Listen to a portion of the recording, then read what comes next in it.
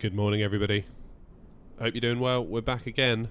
Back on a Saturday, which is unusual for us, but quite excited to do a Saturday flight. Especially back to Gatwick as well. Should be really cool. So we're back at Umea, which is where we started a couple of days ago as part of our little tour of Sweden to coincide with Orbx's triple pack that is either out today or tomorrow. Not entirely sure. I got an email from them earlier, actually. As in, like, a customer-facing email. Morning, Brian. That might help tell us. Let's have a look. New release, Swedish triple pack. Well, it would appear that it's out. So yeah, we've started out flying from where we are now, Umea. We flew up to Kiruna. And then yesterday we went Kiruna down to Scandinavian mountains. That was a very cool approach. Only got a visual at the last minute, but that's okay. Quite a cool little airport this, so I kind of like that we're getting airports that are a little bit out there, a little bit different.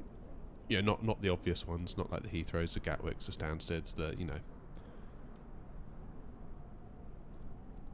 It's nice to have some different ones on the books that are high quality. So I mean, look at this scenery. I mean, blimey. Yeah, you can't fault the actual landscaping. And what an incredible part of the world. But now we've got the airport to match it. So it's really nice. But all good things must come to an end. So we're heading back to Gatwick today after our little Swedish tour. We've got the got a nice little cargo area here for those that like to cargo. Tricky, looking at you. And I think this is the air ambulance. Sort of like search and rescue. I mean, that word there at the bottom looks like ambulance, doesn't it? Even though I don't speak the language. Sort of putting two and two together there. And I think this is an ambulance plane, if I remember rightly, from last time we were here. Let's have a look. Yeah, I think it is.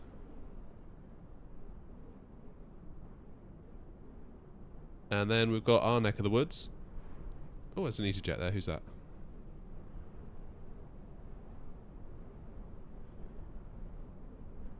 Now we have the terminal.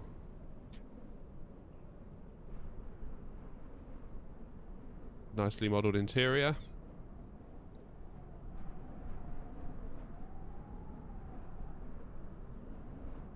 Not that I spend a huge amount of time with the drone cam flying around under normal circumstances, but... Oh, what's in here? Can we go in here?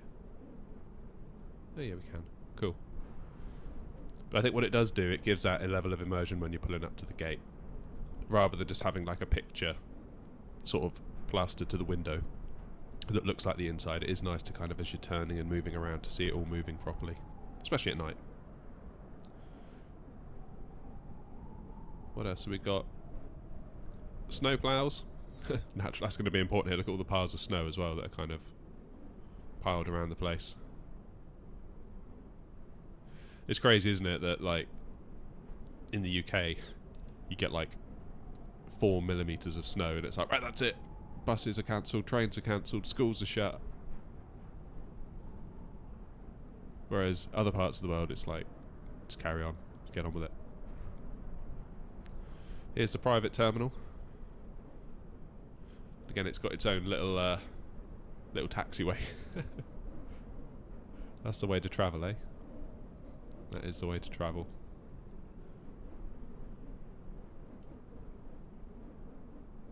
So yeah, I've had a great time exploring this over the last few days. Thanks again to Orbx.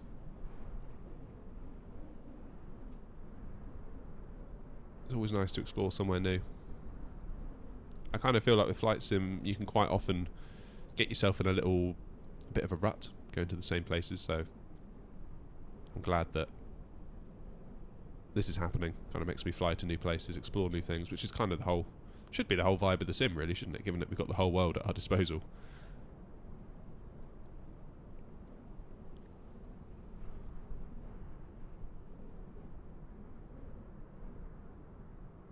already.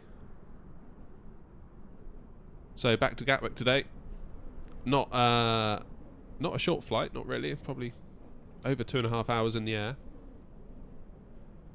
And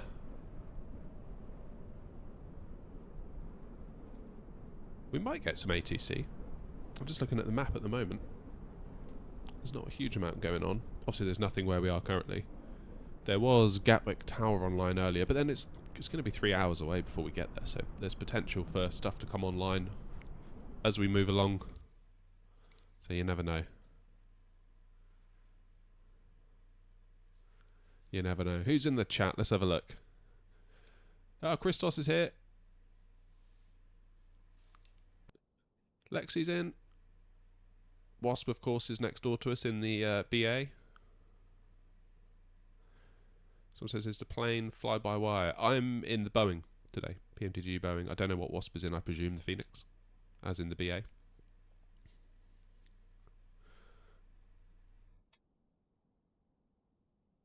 Ben's in.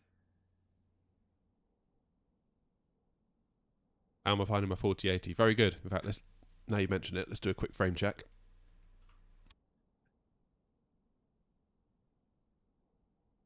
So 86, 89, 92. Obviously that includes frame generation. So if we turn that off, and if we go to the frame counter built into the sim, which cannot count the frame generation frames, you'll see that we're limited entirely by my CPU. So 44, 45, which is why we're getting about 90 once frame gen comes into it, because of course it kind of doubles it up.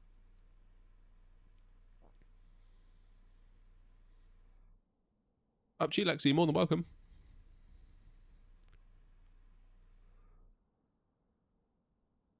So yeah, the one question that remains unanswered from my point of view is, if I were to put in a 7800X 3D, what would that 45 go up to?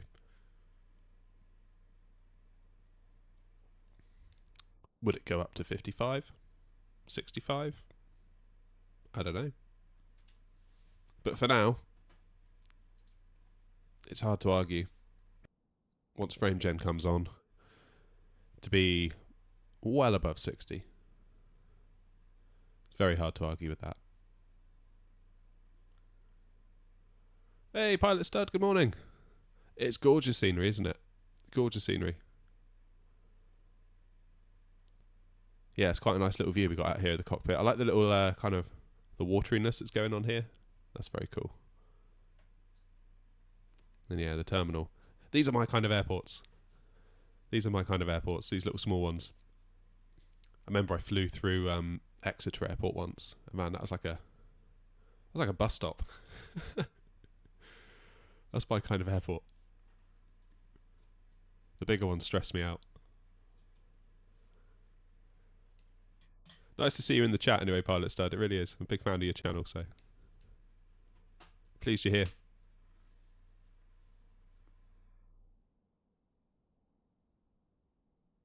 Right, I better do something.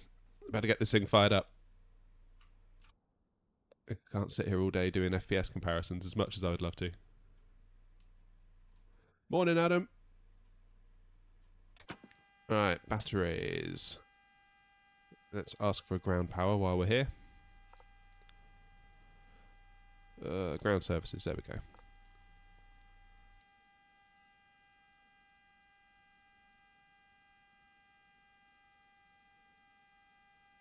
Oh yeah, Nuki's cool. I've been to Nuki not as a passenger, but there's a really cool museum that's kind of part, because isn't it part of like a military base? Like Nuki Airport and the military base kind of share the runways. And on part of the site is a really cool museum. And they're super cool as well. Like the guys that run it, a couple of them got talking to them. I think they're like retired RAF guys. They just want people to love the planes. They're not precious about it. They, it's like they got some old jets there. They're kind of like, yeah, put the kids in them, let them pretend like they're flying the jet fighters, and let them press all the buttons. It's super cool. Thoroughly recommended if you're nearby. I got chatting to one of them, and they were saying they were hoping to get a retired 747, I think maybe a BA one, with a ground power unit that could be on, so they could sort of have the plane fired up and do tours, and maybe even, I don't know, do some like events in it and things like that. But apparently the council, which are effectively their landlords, said no. Which I thought was a shame.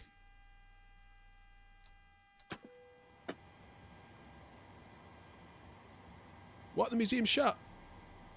Oh man, really? Feels like I wasn't there that long ago. Maybe it was that long ago. Oh, that's a shame.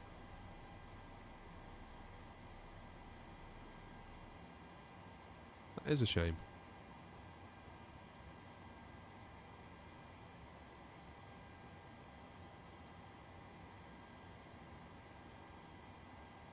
Yeah, I've done a few flights out of Newquay on the channel before.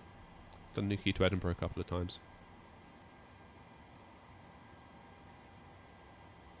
Right, what am I doing? Other than being sad about that museum closing down. That'll do. Right, let's sort out payloads and stuff. I would use GSX, but we can't be bothered. If you want to know the truth. I had a bug the other day where it was like I went to take off and it said my doors were open. I'm fairly certain that was GSX. That kind of thing stinks of GSX. The lease ran out. Oh man. Oh well, it was awesome while it was there. I'm glad I got to go while it was open. Put it that way.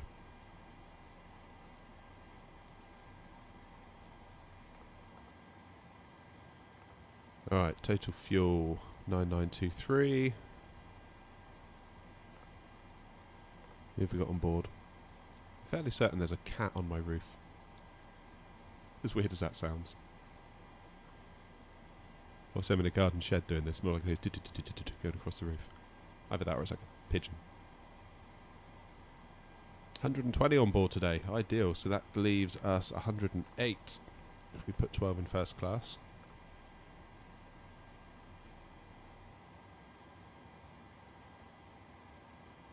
Oh, come on now, Wasp.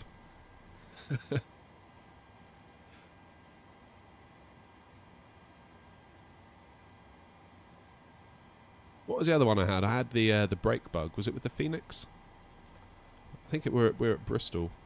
I kept getting errors saying that the brakes were hot.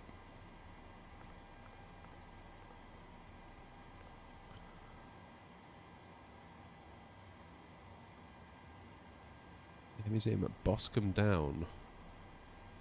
Boscombe Down. I feel like I've heard of that place.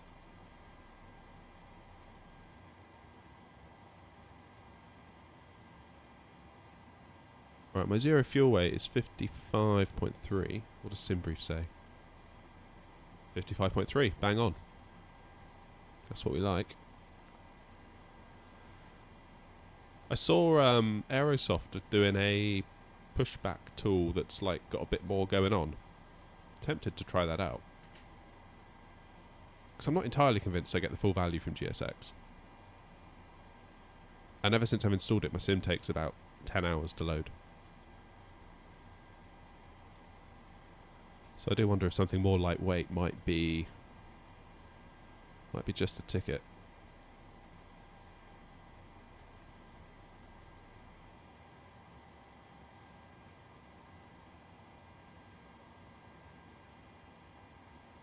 You knew you want to fly for the first time, so we're flying from Umea, and we're heading back to Gatwick if you want to join us on VATSIM.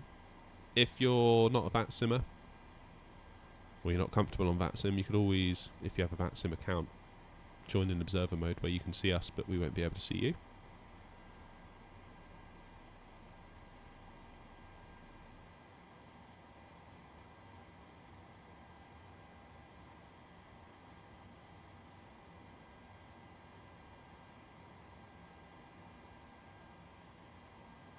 I wonder, Pilot Stud, I wonder.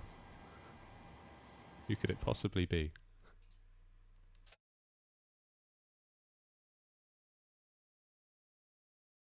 Uh-oh.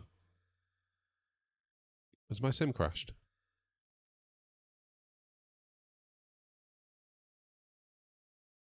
Yep, it has. No! Oh my goodness. Alright. Hold the line.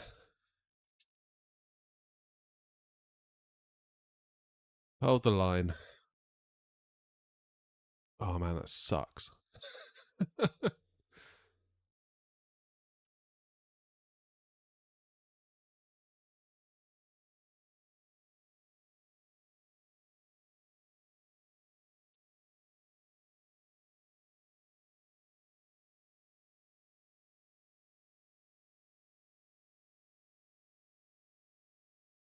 Still, it gives us a chance to look at the map, I suppose.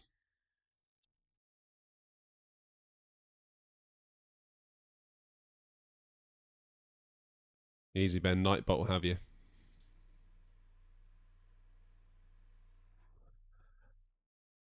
God, that's a rotten bit of luck, isn't it? Wonder if it was the EFB on the Boeing that did it, because I was playing around with that, wasn't I?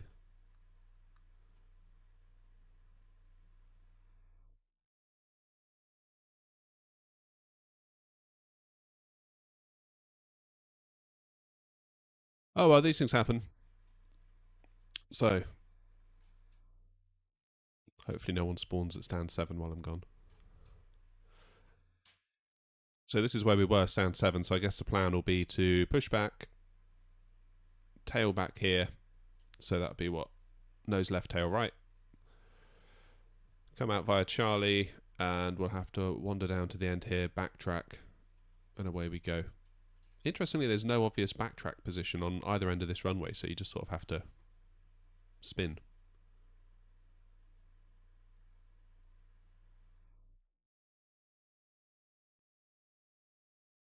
And this is the little private area we were showing you earlier. Got the main terminal, cargo at the end. So we come out of here on the Tindo 2 Lima. So straight out, make a left, directly to Tindo. We should get some cracking scenery actually as we go over here. Right, check out my sim loading bar at the bottom here. It's so slow. And I'm fairly certain that's GSX. Because it never used to be that bad.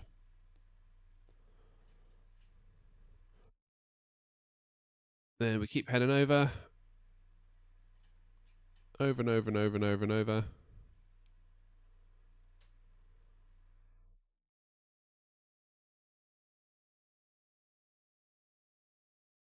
Wasp, are you making smart comments in the chat about my Boeing?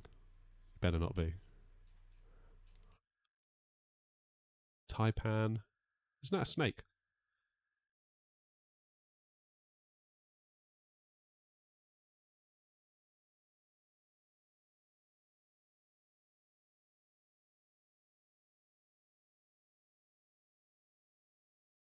And then we make our way into Gatwick. 26 left. On the balmy 1 Golf arrival.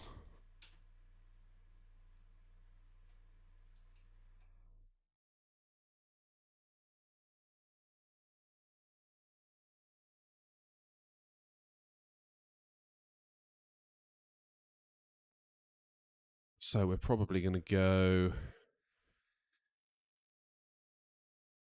at Timber.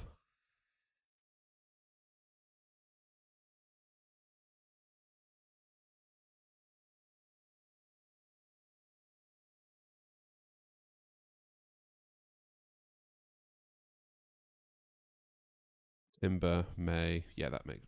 I mean, obviously, this could all change.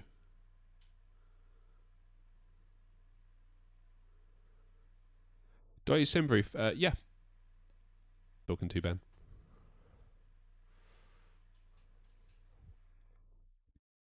See how the sim just gets stuck here? This little blue bar at the bottom. It just stays there forever, moving really slowly. Then it'll jump to about here. Then it'll load.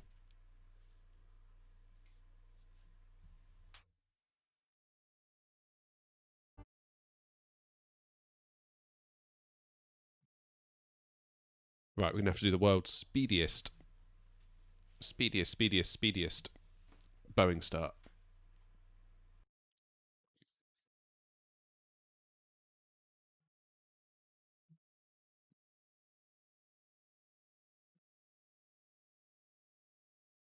So I think I did some pretty good stalling there, looking at the map.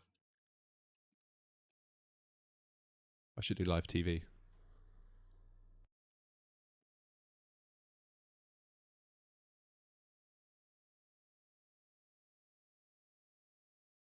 What's with the new loading page? So they've done a collaboration with that movie called June that came out.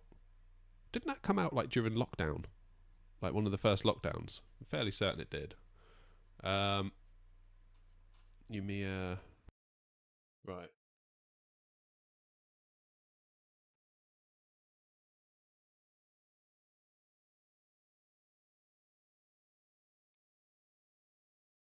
Stand 7 still looks good.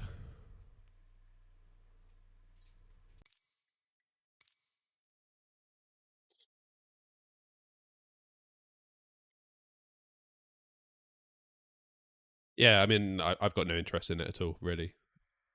But I respect what they're doing. That's probably the best way I can put it. Because we don't want what happened last time to happen again, do we? In that Microsoft abandoned the sim. Because I can't imagine it is making much money several years after the release. So things like collaborations that are blatant, like cash grabs, great. No problem at all. Let them have it.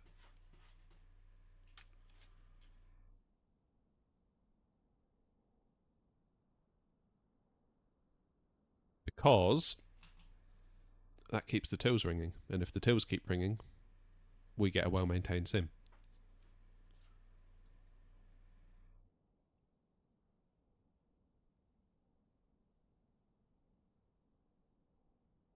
Okay.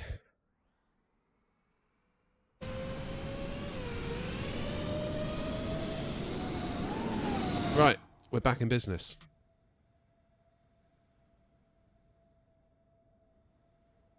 Let's get a GPU on board nice and quick, shall we?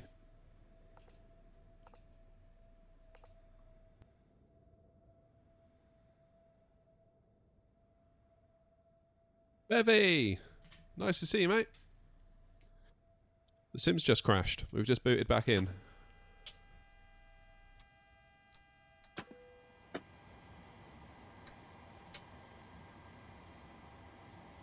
So your timing's very good.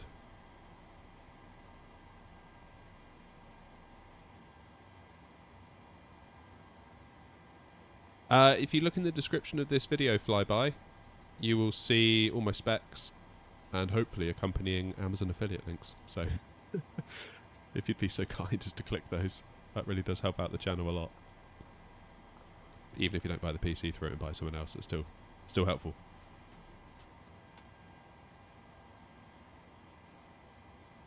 Alright, quickly, because otherwise it's going to be dinner time before we get anywhere.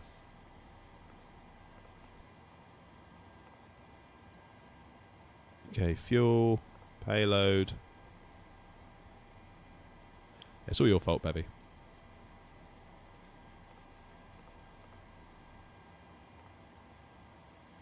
Those are the rules.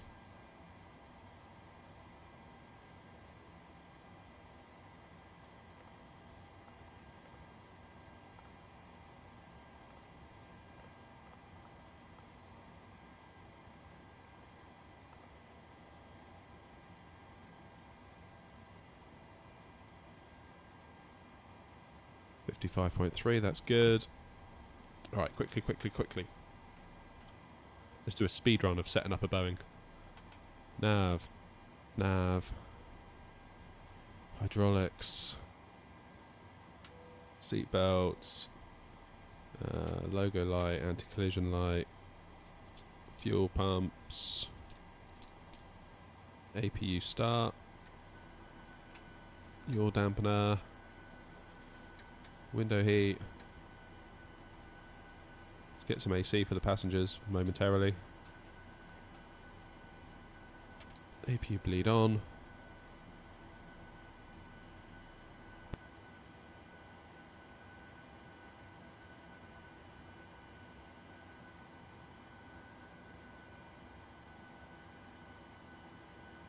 Good.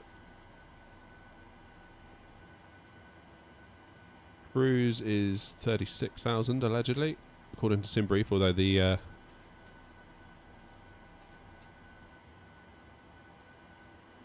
Quite often the plane will calculate its own thing anyway. 200 feet landing elevation at Gatwick. APU is now up and running. Let's get that on the go. Jolly good. Right. Quickly into here. Menu, FMC, pause and knit, next page, grab a GPS, previous page, paste it into there. The plane now knows where it is. We are going from Echo Sierra November Uniform, Echo Golf Kilo Kilo. Company route, activate, execute. Departures. What we're using again?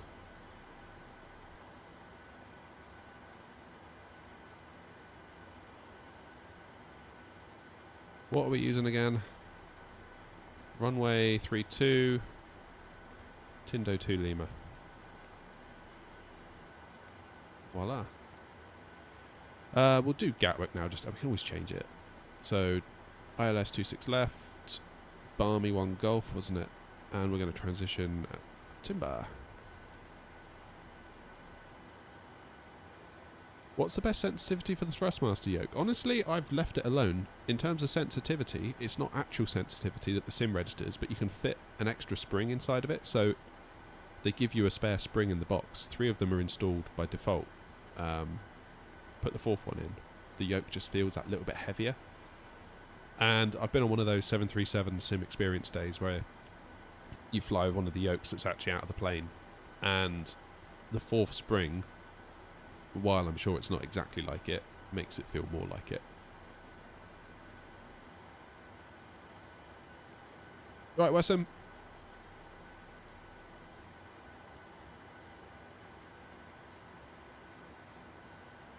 Okie dokie.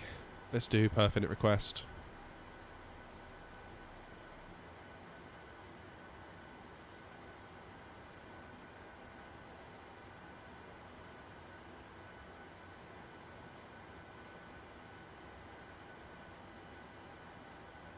Via traffic A, not 251, radio check.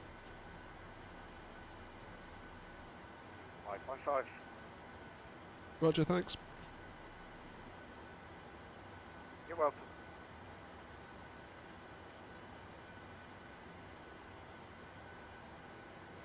Alrighty. Now then, this better not crash us. Oh wait, I need to do the sim brief thing first, don't I? EG8645 radio check. 5x5. Thank you, EG8645.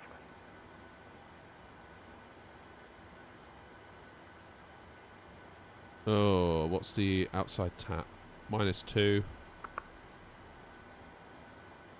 Don't think we need anti-ice today, do we?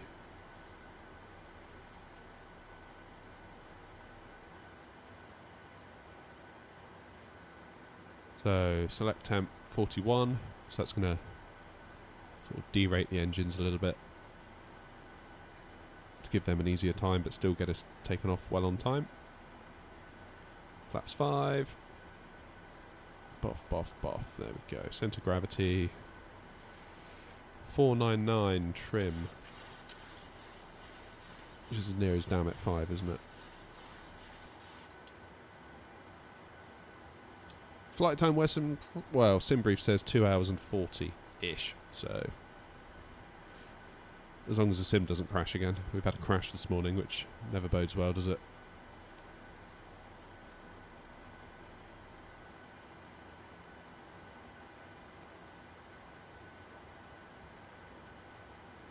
Yeah, so, as I thought, it's changed just the plane wants to go 380, which is fine, we can do that.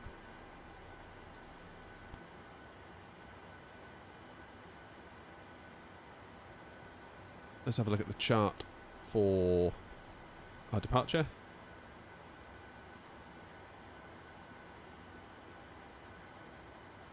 Transitions at 5,000.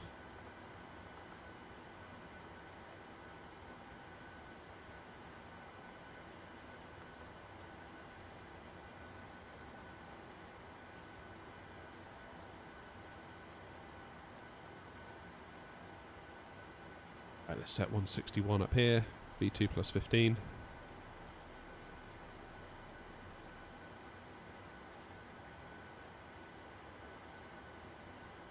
And 310 for the runway heading. What have we got in terms of constraints? Nothing. And there's no ATC online, which are going to tell us to only go so far, so let's just put 380 up here, make our lives easier. If anyone does come online, we can always adjust that.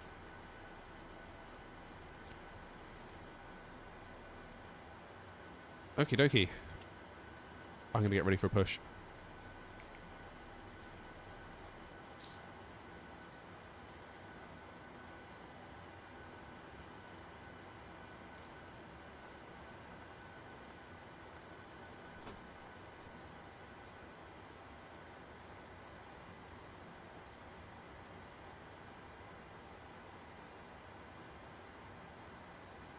Jolly good.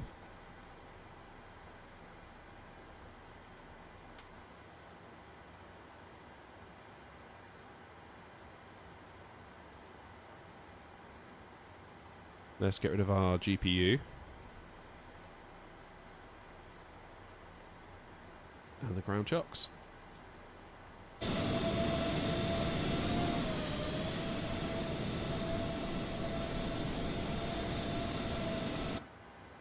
What is GSX doing? Oh, here we go.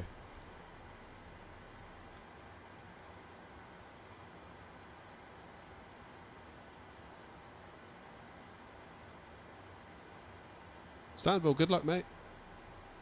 Hope that goes well for you. Would you like de-icing treatment? No. Due to icing conditions, please stand by for engine start until push is completed and brakes are set.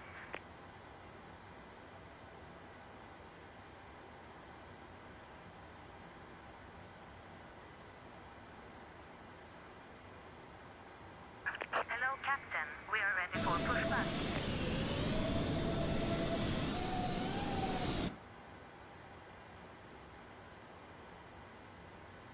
Umea traffic, air not 251, stand 7, pushing and start, facing west.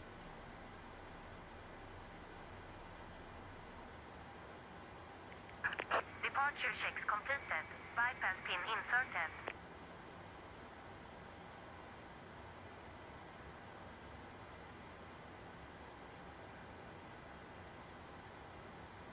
Here they come, look.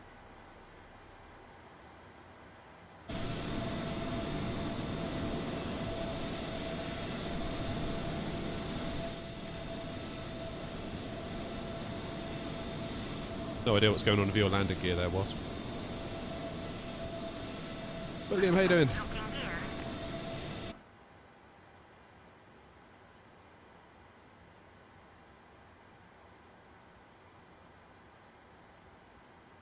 I feel like I'm super on edge now about the sim crashing.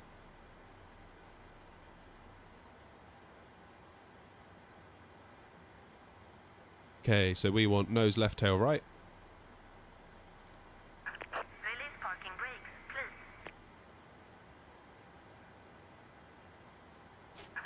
Commencing push.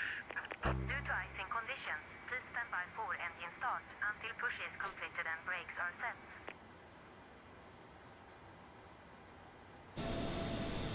Here we go.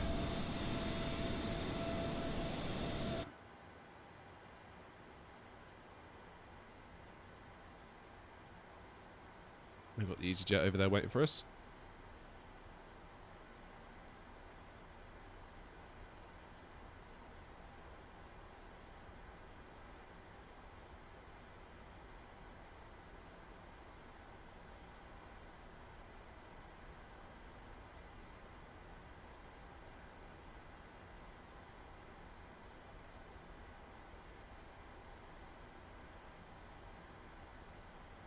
Okay. Packs off.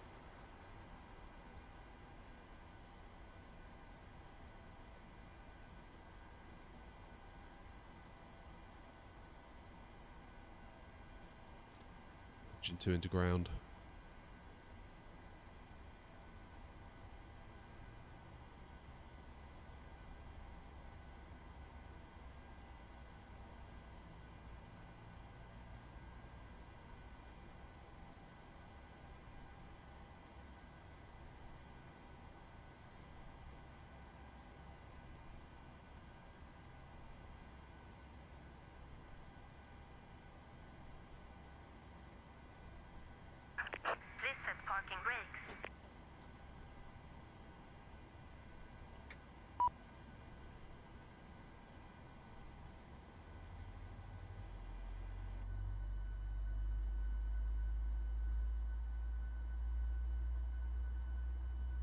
We'd all sit here and admire Wasp's landing gear.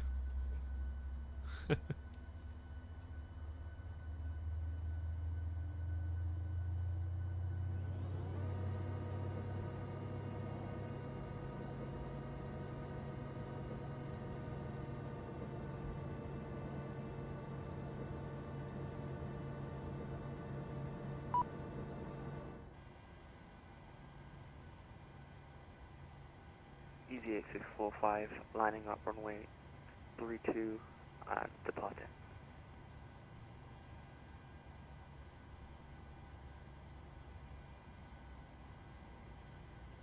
Okay. Get some N2, that's good.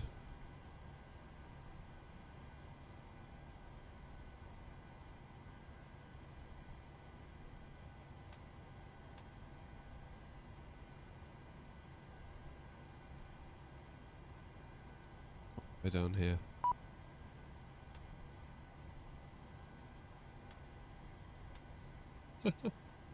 Oh dear. That'll do. Right.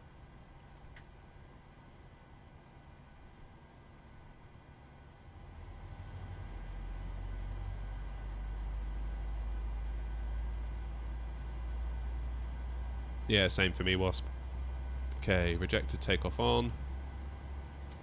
Flight directors on.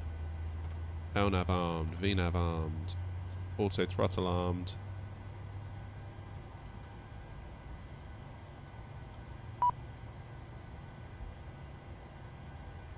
Mod 010.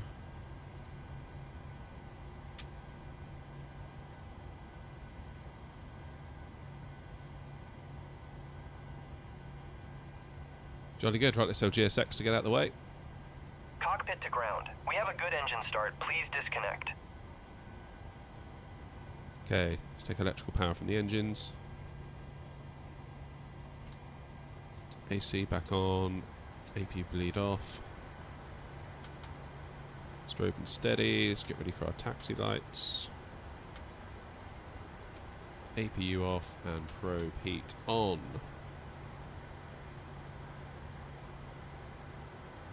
So we're looking good. Unlocking gear.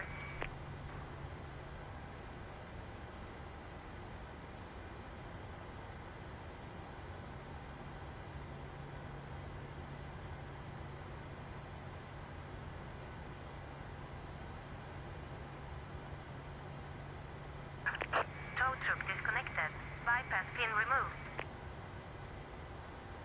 Left is clear. Right is clear.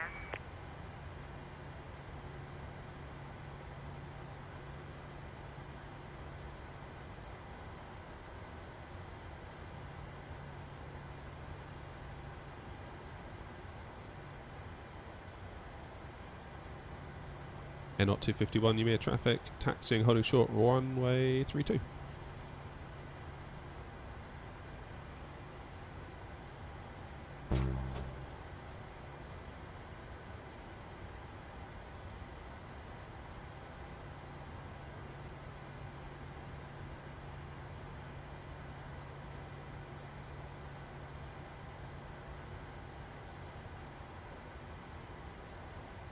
What's that person waving at us?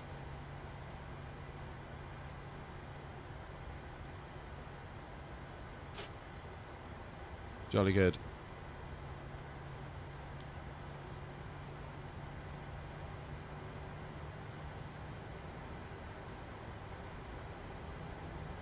Bevy, I maintain that whole thing was your fault. I told you to remind me to put the gear down and you didn't. So I don't know what else there is to say, really.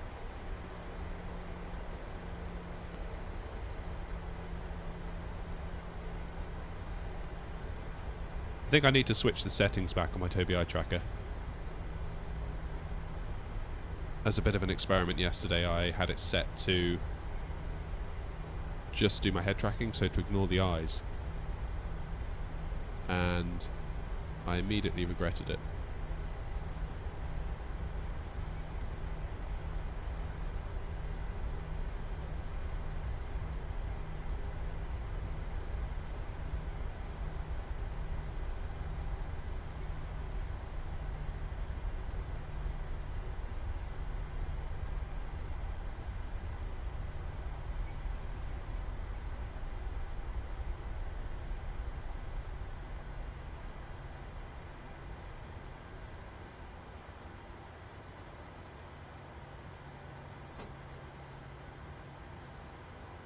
Umea traffic air not 251, holding short runway 32.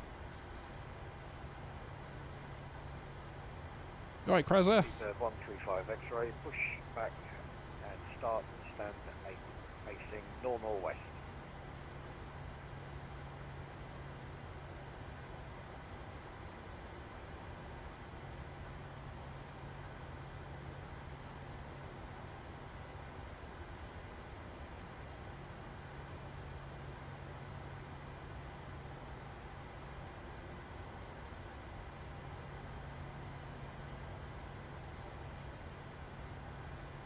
That's the way.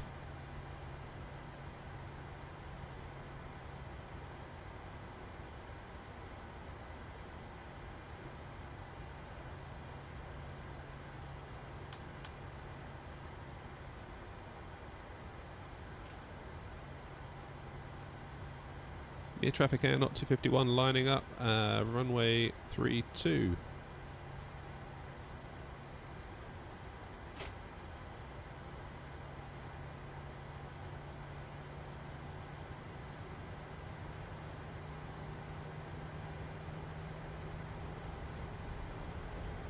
Yeah, I'm definitely not liking the Tobii eye tracker with just the head tracking on. At all.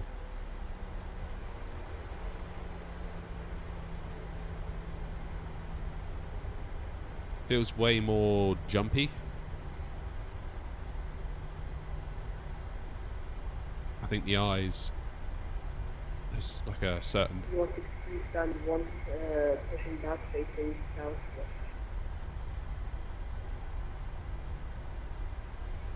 Yeah, we've got to backtrack, Wesson. I should have said that actually, but...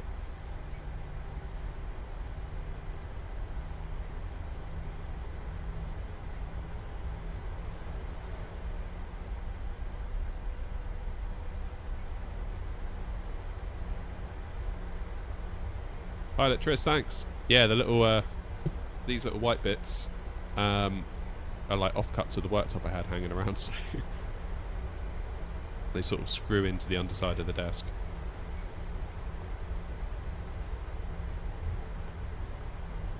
Traffic, 135 X-ray, taxi into runway 32, holding short, runway 32, traffic.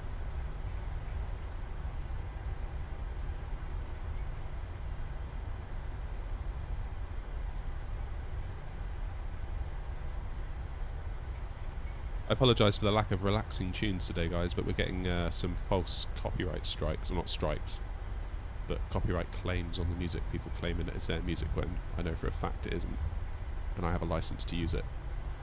I just can't be bothered with the headache it brings at the moment, so I'm just going to do without it for now. Yeah, so there's no obvious backtrack places there.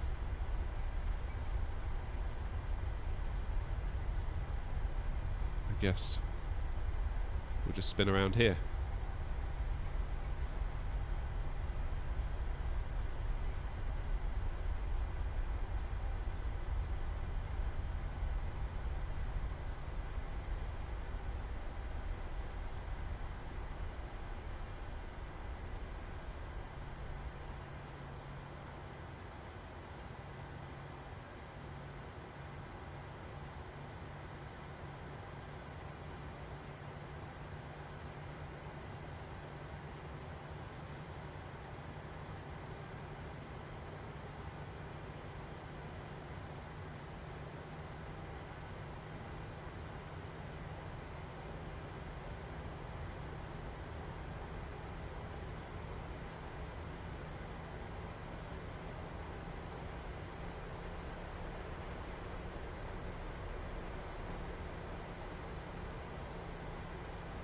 That wasn't so bad.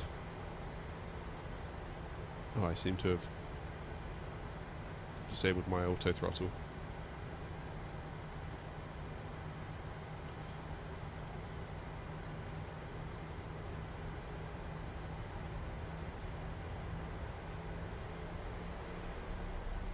You want to taxi holding towards the road.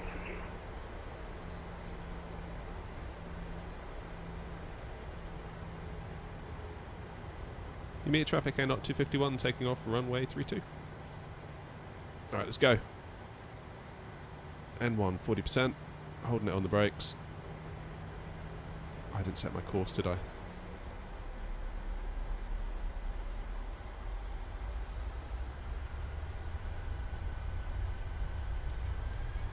There we go. I'll let the plane do its auto throttle.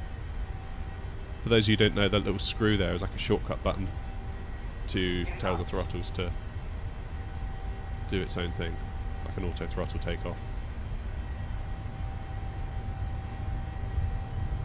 V1. Rotate.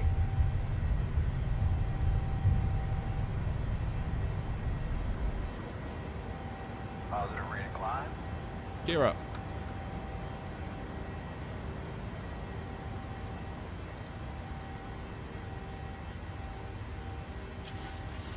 Traffic is 135 X-ray, tracking, runway 32.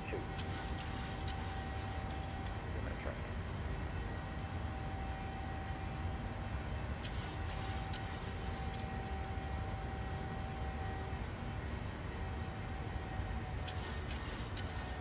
Okay, flaps up, or partially up. Wow, look at that.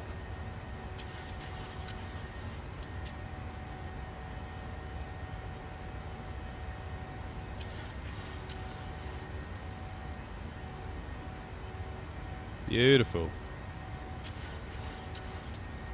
Mere traffic, Air Not 251, airborne, 3,000 feet. I didn't do the clock either. Forgetting all sorts. I didn't do engines continuous either. Oh, man.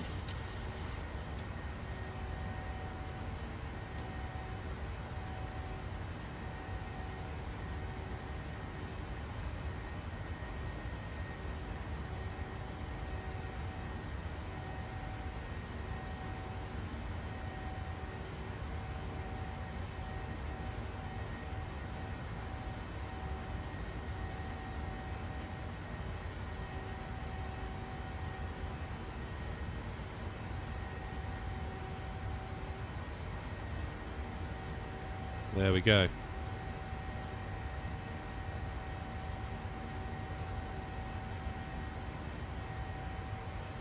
Autopilot on. Standard pressure, 5,000 feet.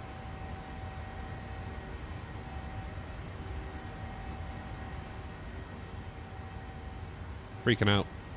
Just worried the sim's going to crash.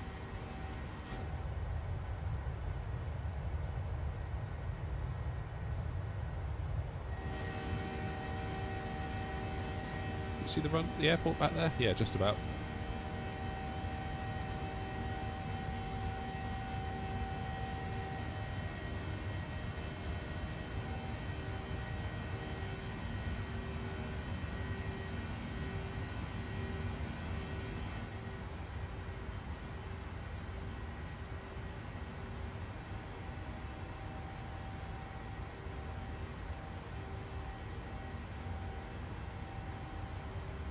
Just seeing if I can get the stats to show up on screen.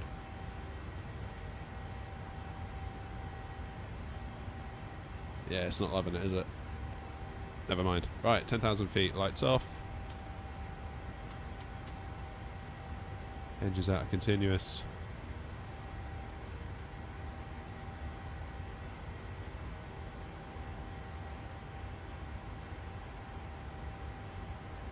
There we have it.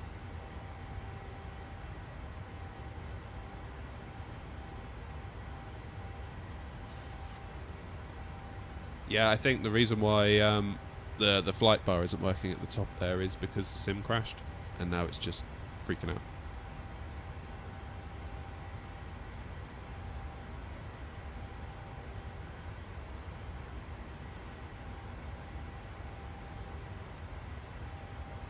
Yeah, it's not loving it, is it?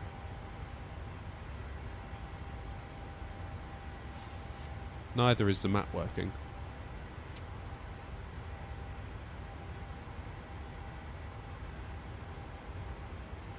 If I close it all together.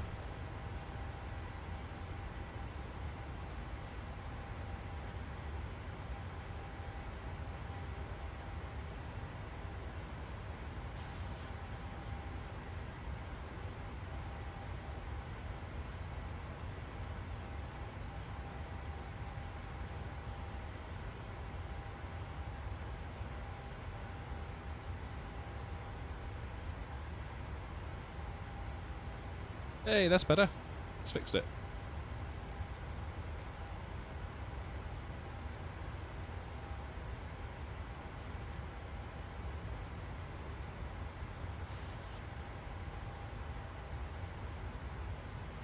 I need to use headphone simulation.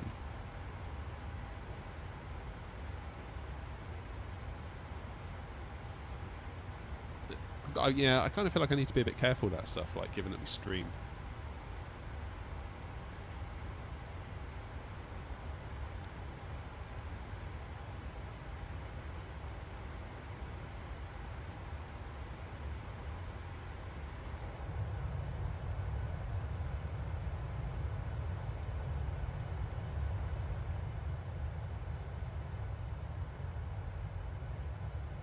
Is anyone watching the stream in 4K, by the way? Because now we've got the 4080, we can do 4K to YouTube using the AV1 encoders.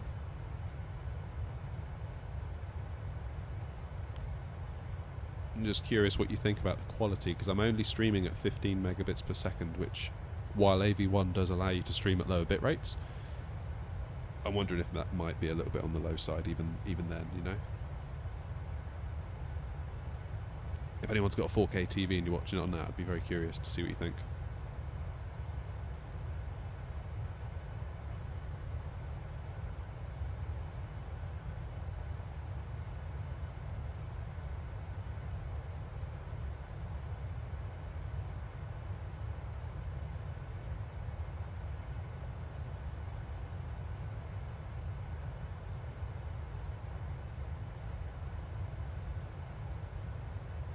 That's the way, Bevy. That's the way.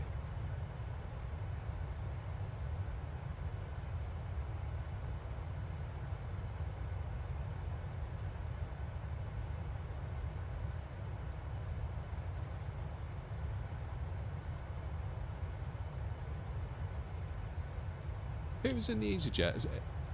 I'm a bit confused. I'm not sure who's flying that one.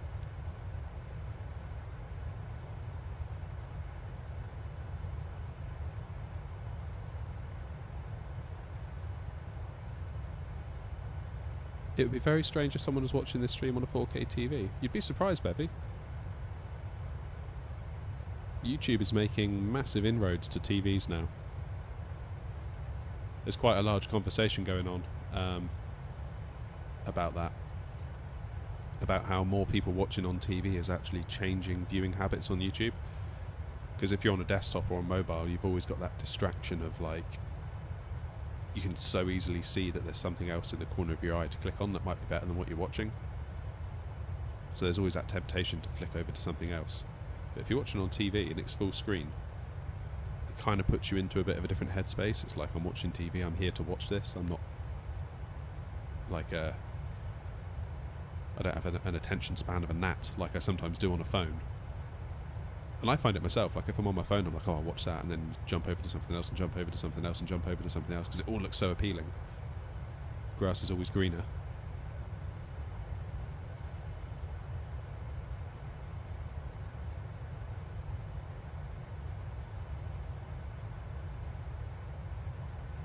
But on the TV, it's a bit of a different headspace that you go in.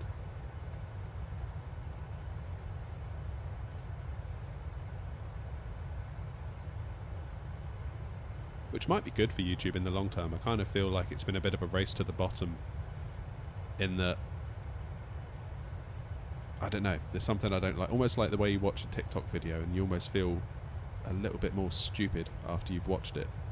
It's like, I always find if I start watching TikTok or YouTube Shorts for too long, I come away feeling like a little bit brain dead.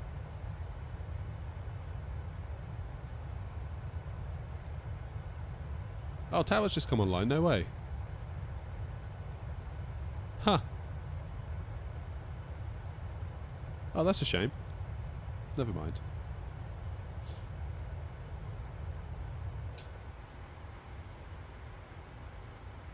How are we looking up front?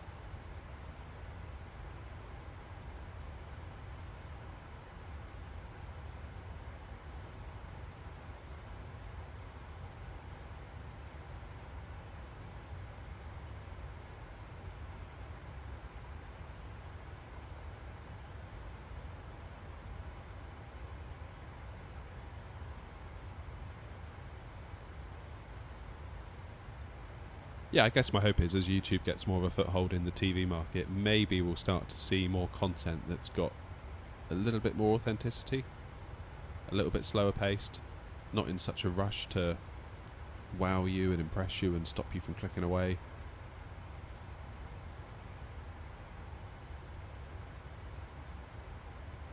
I guess I would liken it to, like, I don't know if any of you ever watched like Breaking Bad or Better Call Saul. Like, those shows were so slow but so self-assured. They weren't in any rush, but they were completely confident in doing that. Whereas you watch some other shows that are just like, you know, the generic kind of mass-produced rubbish that you get on Netflix, like so much of it. You just feel like your attention span is almost being gamed the entire time. I feel like there's quite a large sense of that on YouTube.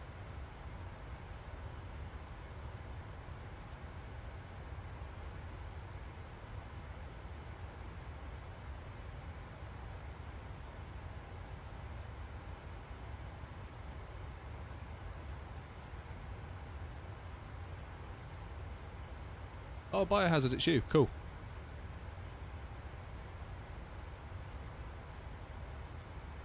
There's only one thing for it. It's coffee o'clock.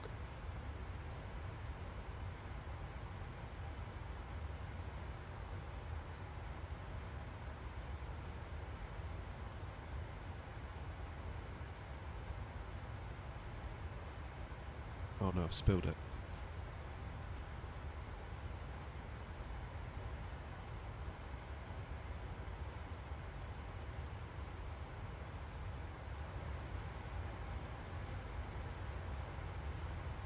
Right, be right back. I need to get a cloth.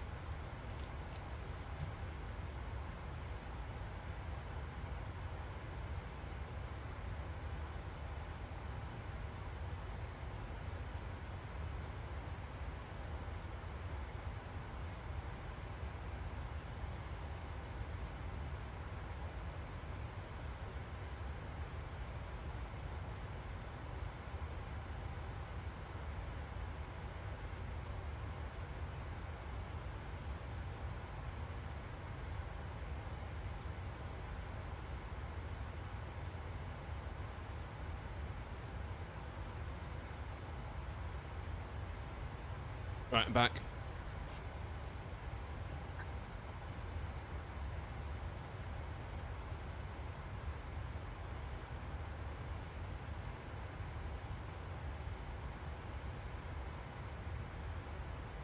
I can't, Westham. I've got a binding control that prevents me from doing that. I need to fix that. Yeah, we'll just have to live with that for today.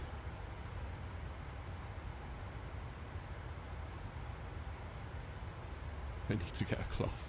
It's like an episode of Open All Hours. Bet most of you don't know what that is.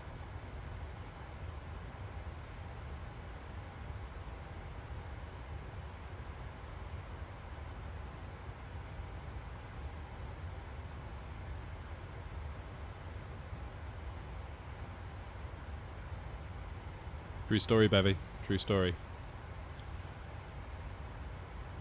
That was right in the early days, wasn't it, of the channel, where I was sort of getting more comfortable doing cold and dark starts, but it still took me quite a while to do it. I remember we must be like half an hour in, like we'd done everything, and then we started taxiing out, and we just fell through the floor.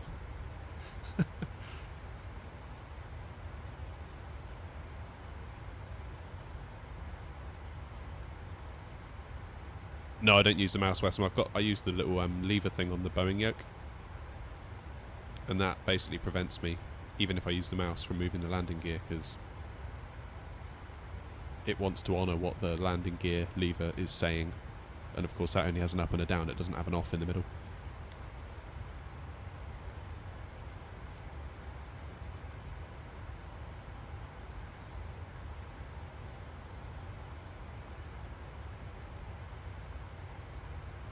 Gatwick directors online, Wasp, so we might get something if they remain on for the next 2 hours and 1 minute. Ground is also on.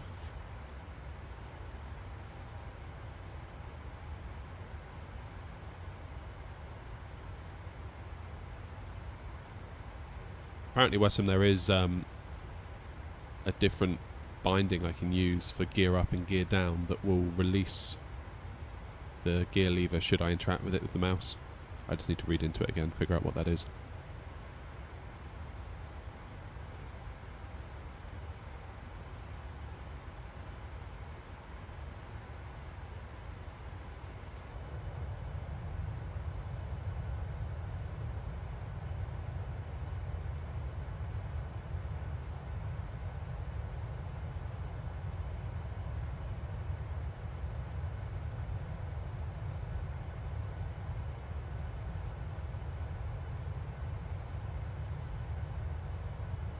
What a view.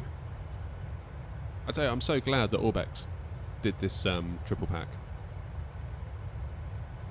Kind of got us over here flying because it's such a nice place to fly. Wasp, you were talking about it as well, weren't you?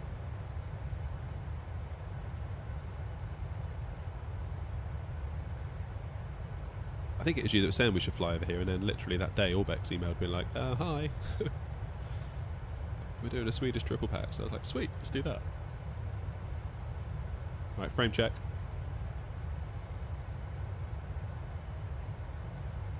Now don't be alarmed. It says 50 FPS. That's because actually I've clicked over on another window on my other monitor. If I click back into the sim, that's more like it.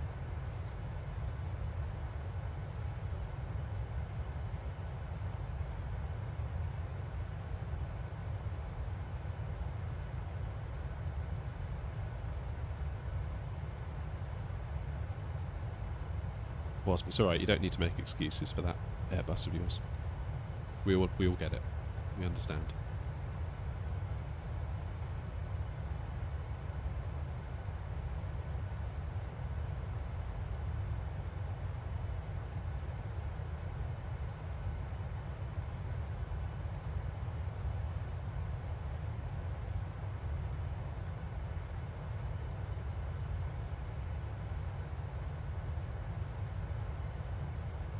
We need to get back up to Newcastle, actually.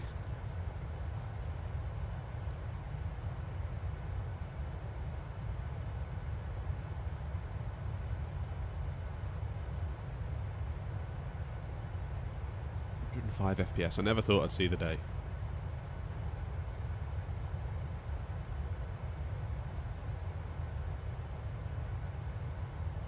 So that would mean the sim is chucking out, what, 50-ish? Ah. Yeah, 50-ish.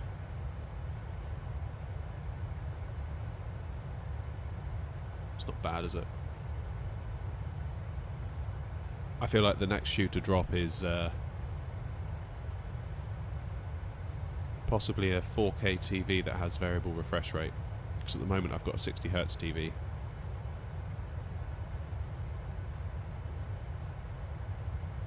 Oh, Exeter, that could be a cool one.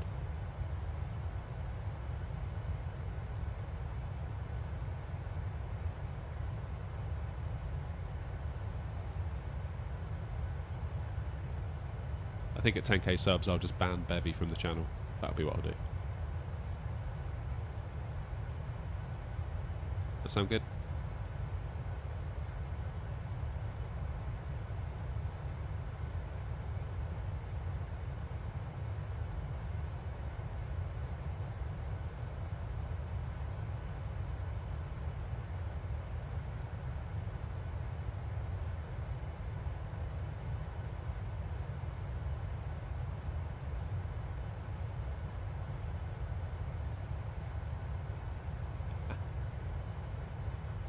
Ban Bevy from the channel and then do the paper plane stream.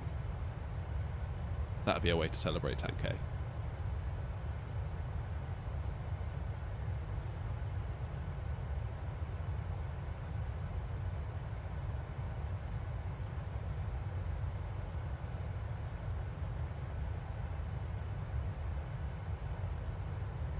Oh, there's a second EasyJet. The sheet Lexi, cool.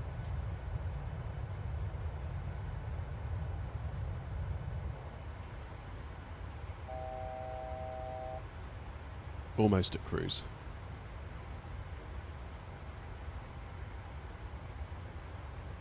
Got a bit of a train going on, that's nice to see.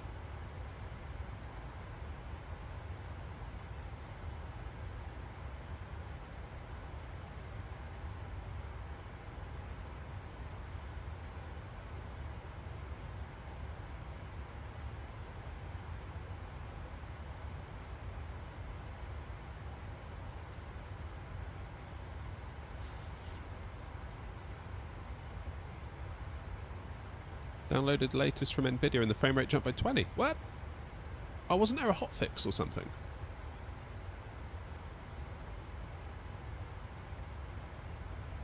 I'm sure I read something on like Twitter the other day that there's like an Nvidia hotfix, that there was issues with like micro stutters and this and that. Not necessarily with the sim, but just in general, I think.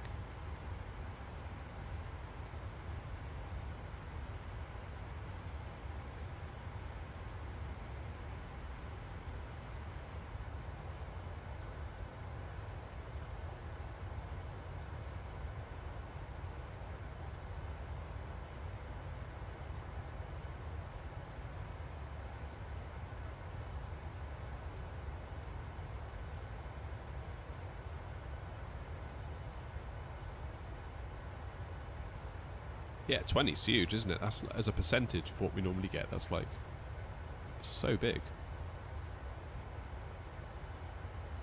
I do find like when you start talking about performance in the simulator, it is just like another ball game, isn't it, compared to standard gaming? Yeah, like you look at Call of Duty, Apex Legends, Halo, Valorant, Counter-Strike, Overwatch. Look at like the FPS numbers that those games can chuck out if you pair it with like decent hardware, and here we are getting the party poppers out if we get anywhere near 60, having spent like thousands of pounds. We still can't get above 60 very easily.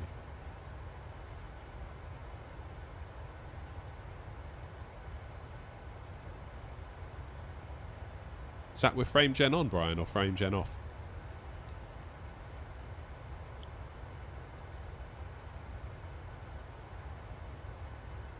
Afternoon, Martin.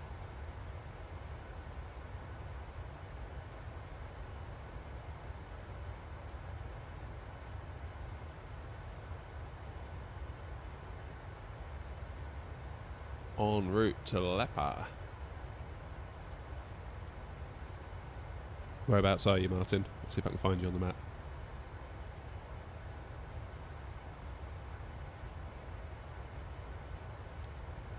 Looks like you got Tower online, that's good for when you arrive, assuming they stay online.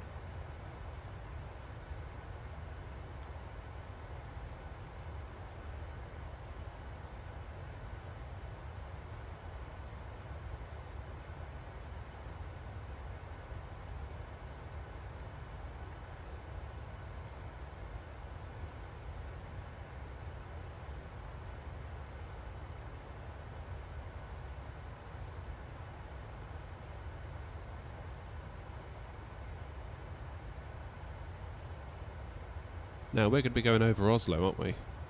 Oslo approach is online, but I don't know if they're going to be wanting to deal with us or not.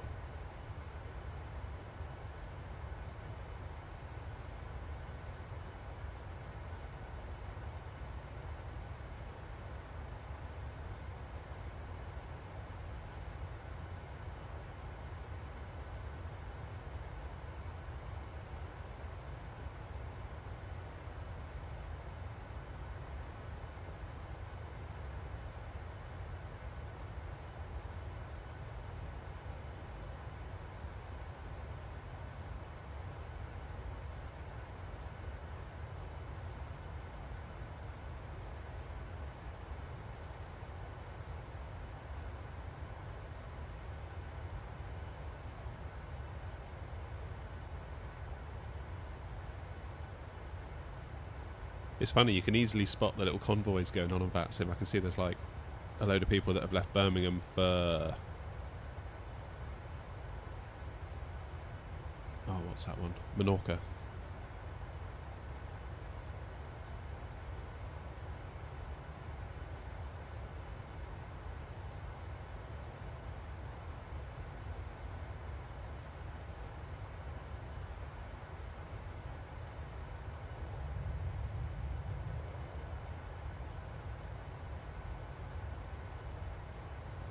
It's a great day for flying. Doesn't have frame gen on 4090. As in, you haven't turned it on, or you're saying there isn't frame generation available? Because there definitely is.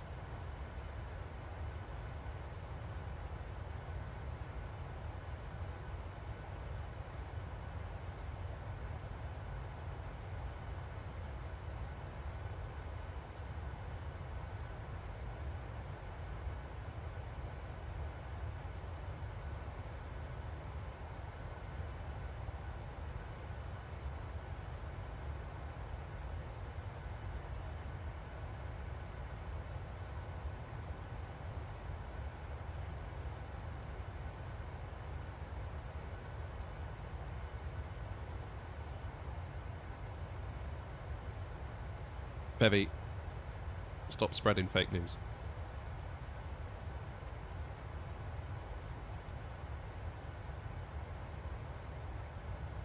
Yeah, Westham, so I've got the flightsim.to version of Gatwick. There is another one, isn't there? Who's it by? It's not... Is it Origami Studio? I forget who it's by. There is one you can buy. I was wondering whether it might be worth doing a little comparison video. There isn't any, it's greyed out. What?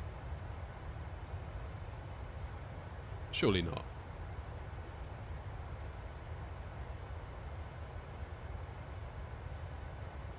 How was it greyed out? Are you on DX12?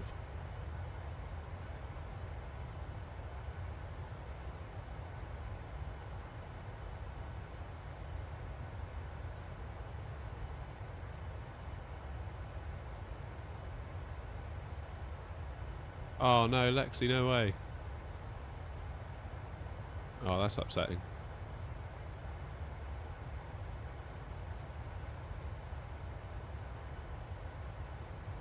I mean, in all honesty, if mine does it again, I may very well break down in tears live on stream, so there is that.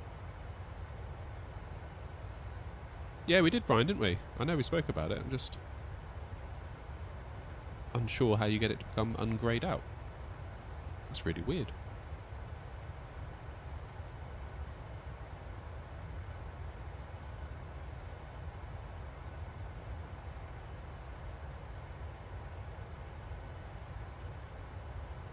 That is so bizarre.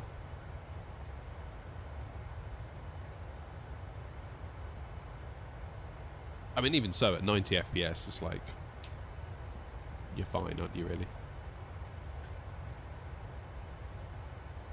I mean, frame gen is really more of a frame smoothing technology rather than actually adding more responsiveness and that to the game.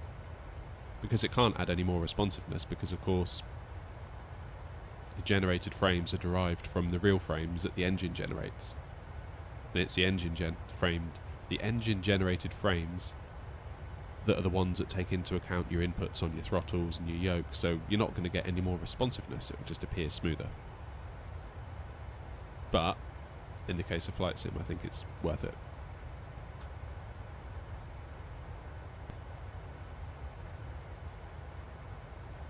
See you later, Bevy. Take it easy, mate. I'll try and remember the landing gear today, alright?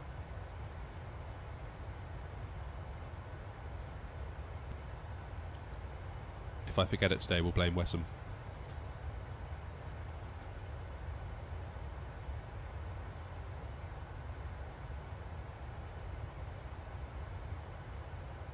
Oh, we've got ground and tower on at Gatwick now. Starting to heat up.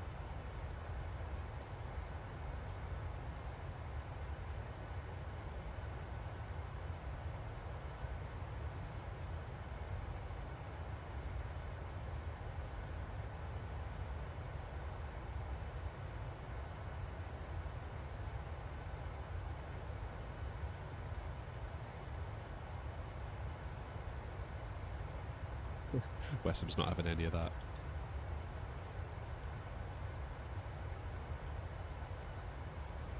Yeah, I mean, any which way you slice it, Brian, 90 FPS is 90 FPS, which is flipping good going, isn't it? So, it'd be hard to argue that you need more than that.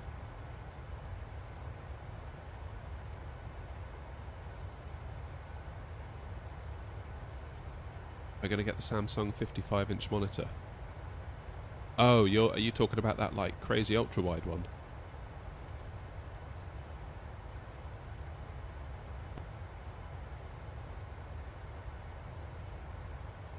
Sandra says, I'm flying from Gatwick to Oslo in the PMDG 737 Norwegian. Nice. On VATSIM.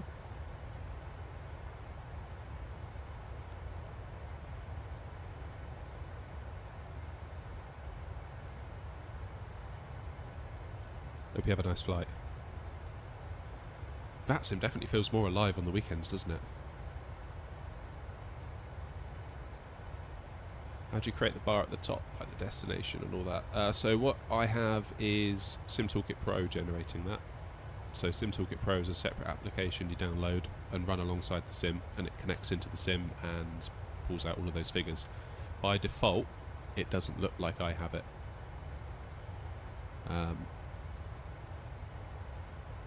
Luckily I worked as a web developer for several years, a few years ago, so I was able to edit the coding, like the HTML, the CSS, to generate my own one that kind of looks a bit more on brand. But if you don't mind just having the stock kind of looking one, you can do that. So to be clear though, Lexi, I don't actually see that top bar in my sim. So if I look at my monitor now, I don't see that. It's an overlay that I put into OBS that is my streaming software. So it's only there so you all can see it. I don't actually see it if I'm playing the sim. So unless you were to stream or record your gameplay, it's really of no value to you, if that makes sense.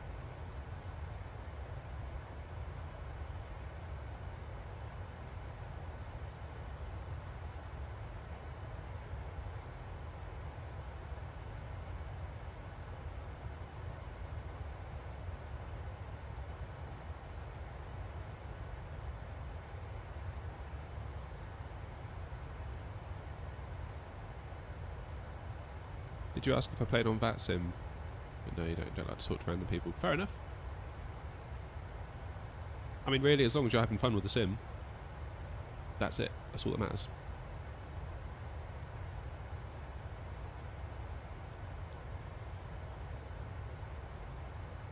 Brian, to answer your question about the Samsung 55, probably not. I'd probably stick to a normal 4K 16:9 panel. At 4K.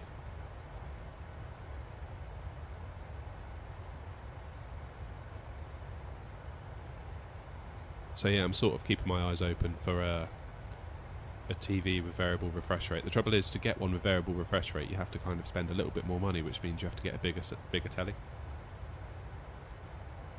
So I'm on a 43-inch at the moment, which is fine in terms of size.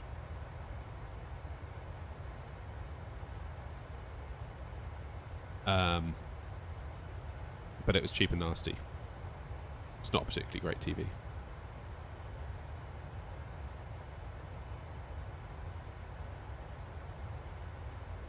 So I'd probably have to end up with something in the 55-inch range, which does make me worry if it would fit and if it would be too big. Some people seem to say though that 55 is the way to go for flight sim, because actually when you're in the cockpit,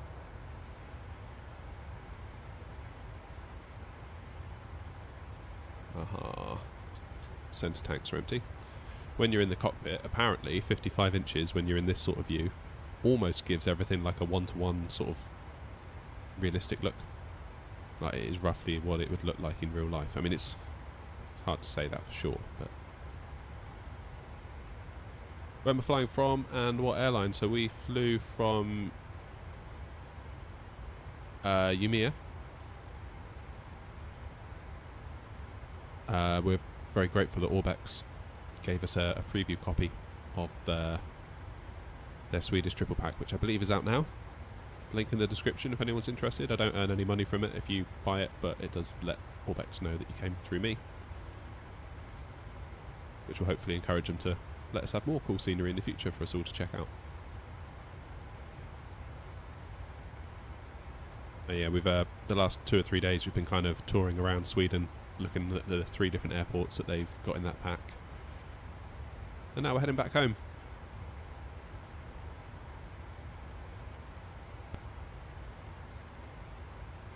A streamer in the US is using one.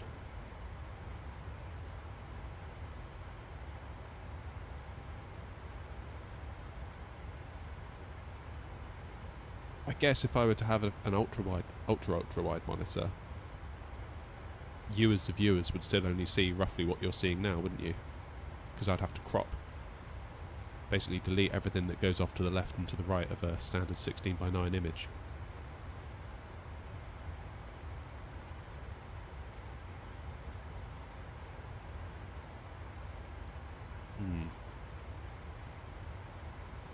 Don't know. There's also plans, Brian. Obviously, with upgrading the CPU and the GPU, I've now got a 5600X and a 3070 that I'm sort of looking at on my desk, just lying there. So I'm wondering whether it might be good for the channel if I were to build a second streaming PC out of those 2 components, because I could get a motherboard for about 100 quid, get a kit of RAM for about 40 quid. I already have a power supply. I already have a case, although I may get another case if they're cheap enough. So probably for inside of 200 quid, I could have a PC that can be my streaming PC. I would also need a capture card though, which ironically would cost more than all those other components combined. That'd probably be about 200 and something. So you're getting on for 500 quid to build a second PC with adequate capture facilities. But then I could stream to Twitch, I could stream to vertical YouTube, because that's the thing now in the last week, and I could continue streaming in 4K to YouTube at the same time. The issue I had the other day, I don't know if you were in the stream or not, but I was streaming to YouTube in 4K, I was multi-streaming to Twitch in 1080p, and I was also multi-streaming to YouTube vertical in 1080p but vertical. And the issue that I had was, obviously the sim is being captured at 4K, then OBS has to crunch that down to 1080p every single frame, 60 of them a second, 4K to 1080p, encode it, then send it out to Twitch, and it was really hampering performance. I did some tests. I was getting, I think it's 30, I wrote it down, where is it? Where is it? Yeah. So while we'd landed in Bristol using the Pilot Plus scenery, and we were getting 34 to 35 FPS, parked up, looking at the terminal, so nothing really much was moving, and the frame rate was really stable. I ended the streams, which obviously ends all of the encoding sessions and the crunching down from 4K to 1080p. Frame rate went up to 42. So about 6 to 7 FPS gain. I then close OBS. It went up to 49 FPS. So 15 FPS just for streaming, basically. Now today we're just doing 4K capturing straight to YouTube, which is a lot lighter on the load. But I would like to multi-stream. Might as well stream to Twitch. It'd probably be sensible to stream YouTube vertical. And who knows, might be sensible to stream to TikTok. I think Instagram will let you do it now as well. And if I had a PC that could just sit there and chew through all of that separate to the sim PC. Don't know. Cheers, Andre. Appreciate it. Appreciate the sub.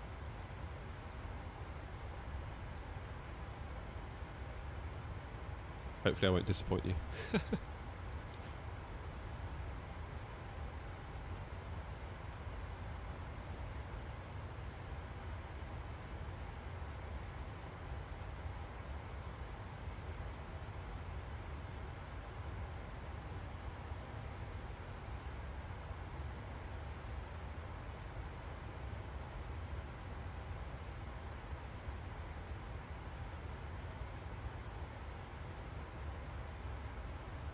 Alright, so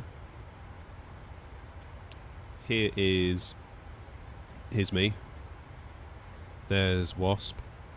And oh yeah, Lexi crashed. Oh, poor old tower. Got no one there now. Literally, we've all left. So we're about to go into Oslo approach. And I'm just wondering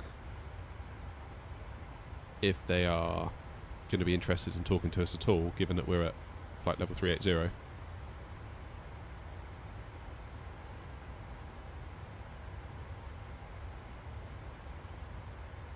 Are they going to be more interested at stuff beneath them?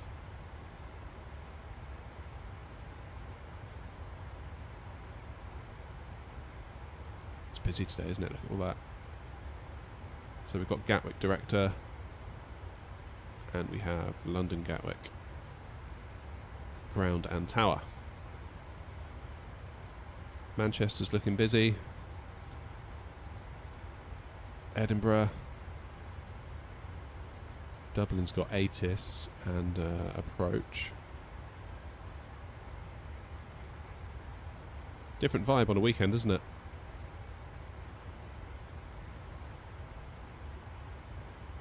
Ah, Biohazard, I was just going to say, have they contacted you? Obviously not. Fair enough.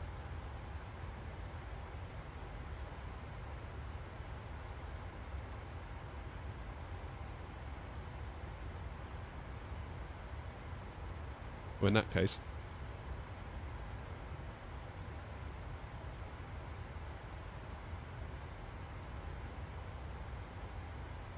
there's only one thing for it. Let's do today's Wordle.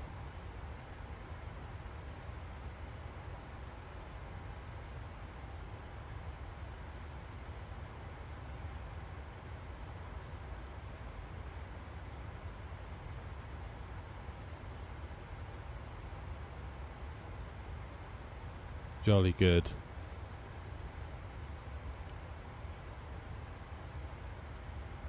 Right. What should we start with? What should we start with? Early.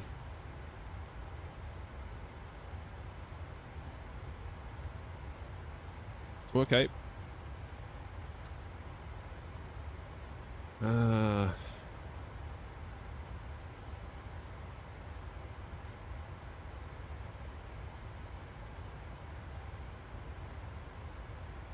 Have you got a model number for that 55-inch then, Brian?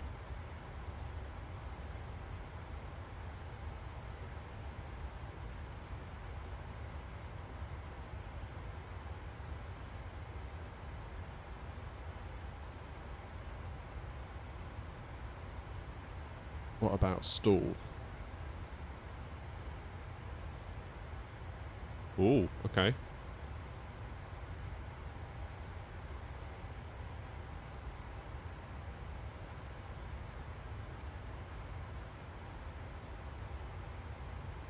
How much time left? We've got an hour and 30...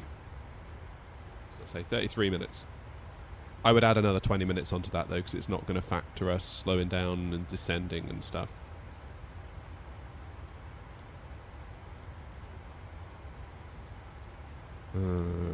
Okay.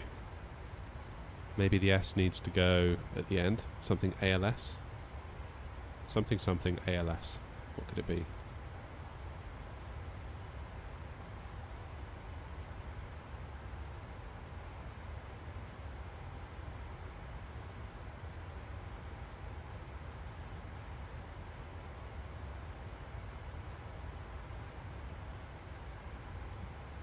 I don't know.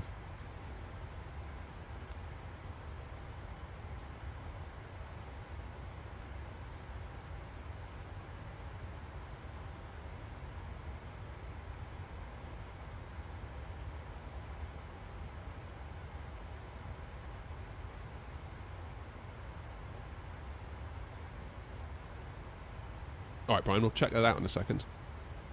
Because I'm not sure I'm familiar with the exact one you're talking about.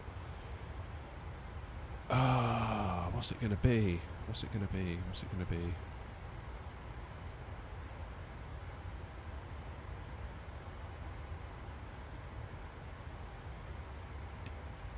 Maybe the ALS is wrong. Maybe it's SAL.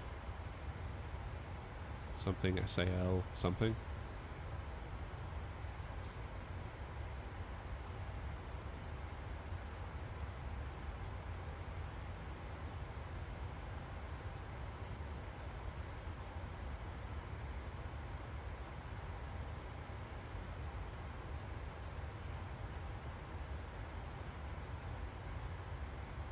Yeah.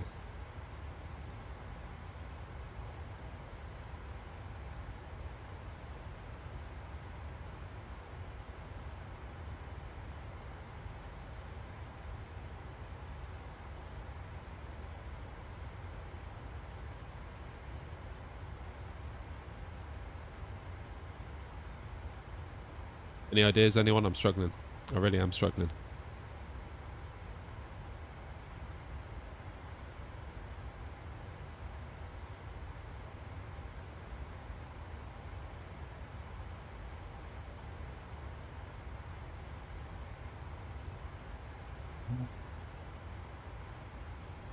Don't know what it is.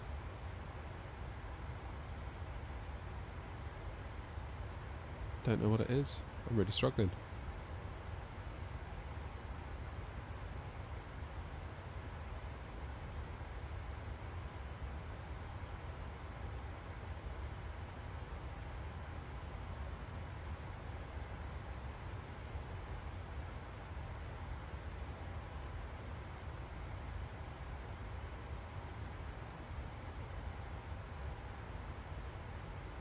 Well, that's not going to be it, is it? But it would tell us if. Okay, so the S is there.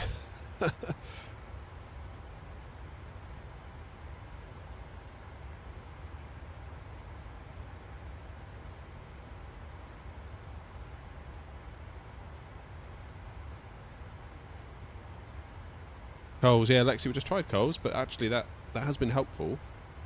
Because now we know where the S is. Toby, yeah, it is tough, isn't it?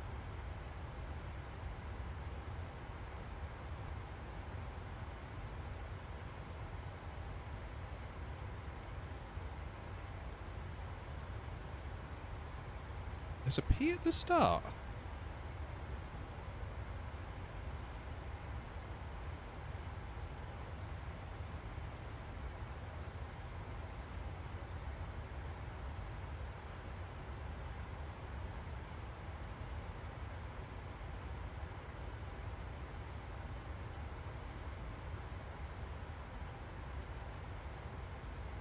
Surely there can't be a P at the start. Because what would that look like? P, S.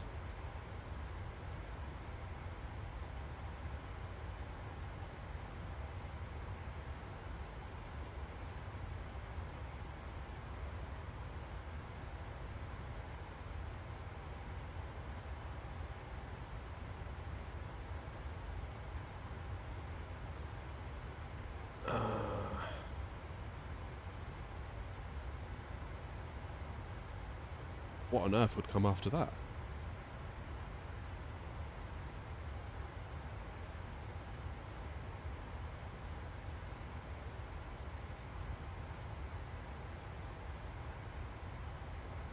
Oh, wait. Got it. That was a tough one. Flipping heck.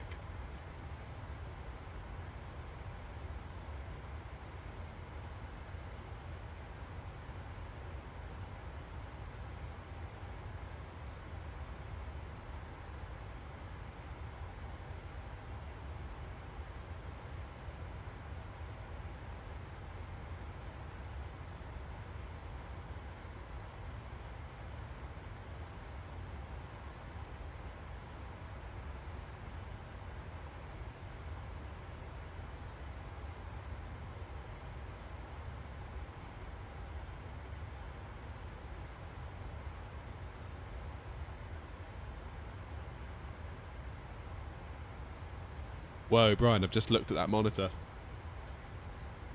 Ho ho! Flipping heck.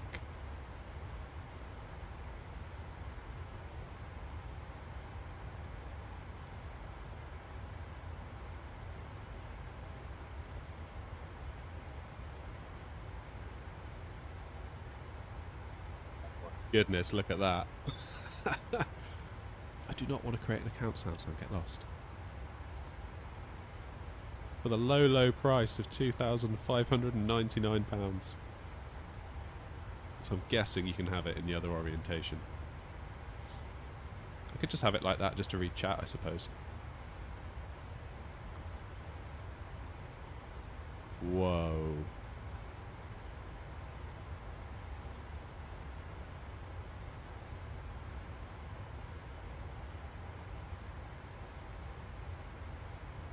Cockpit mode.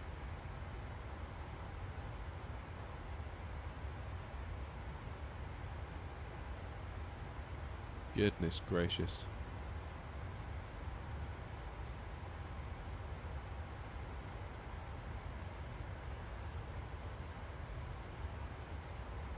That is like...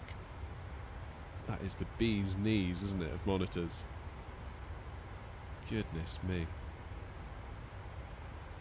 Look at that guy, loving it. Maybe we could put them in that orientation and get like 8 of them and line them up.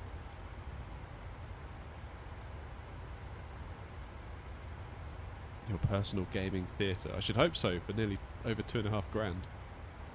Wow. 1000R curve, so I see what you mean, Brian. The curve is a lot less... no way you can put 4 different inputs. I suppose it's so big you can have 4 1080p inputs. That is amazing.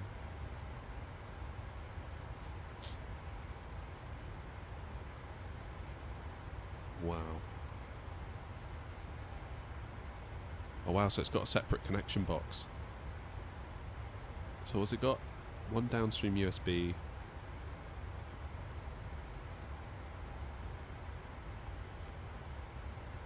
One upstream USB, another upstream USB, so that's to connect it into different computers, I guess. Power, another USB upstream, optical LAN. Whoa. That is some next level monitor, isn't it?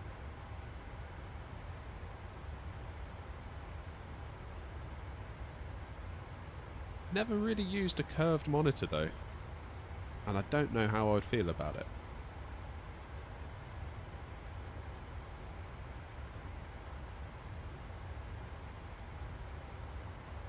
Save 10% as a registered user. That's actually quite a bit, isn't it? Wow.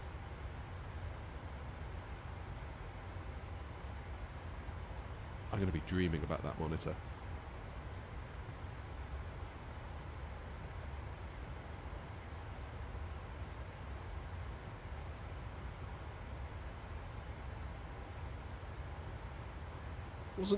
Didn't they do like the Odyssey G7 or something, which is just like a 1440p 240 hertz, and it had like an 1800R curve? That seemed like quite extreme.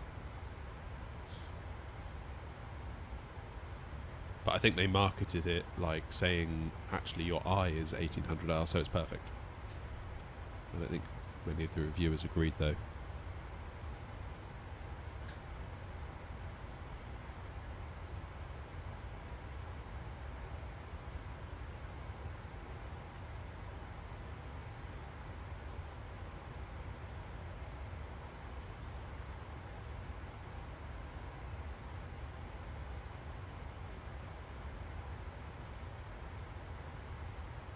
That is a crazy monitor though.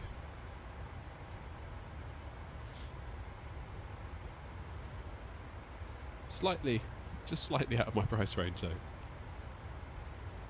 I have to say.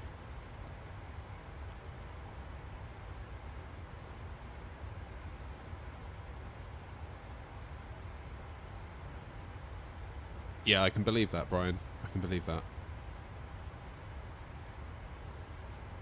Because that's is that a 1440p ultra wide? So it's essentially like getting two 1440p monitors and strapping them together. Whereas that being 4K would alleviate that kind of field of view issue that you get at the extremities. Oh, that is a gorgeous monitor though. That really is.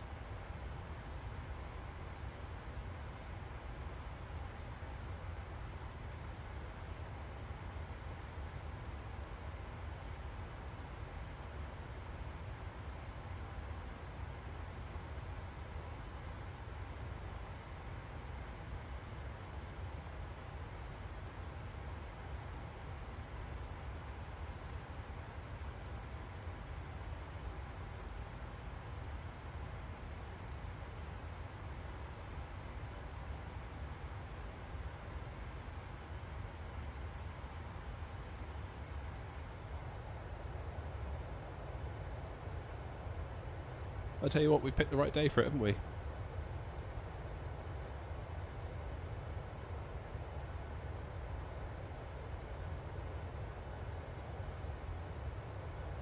was a very nice day for flying.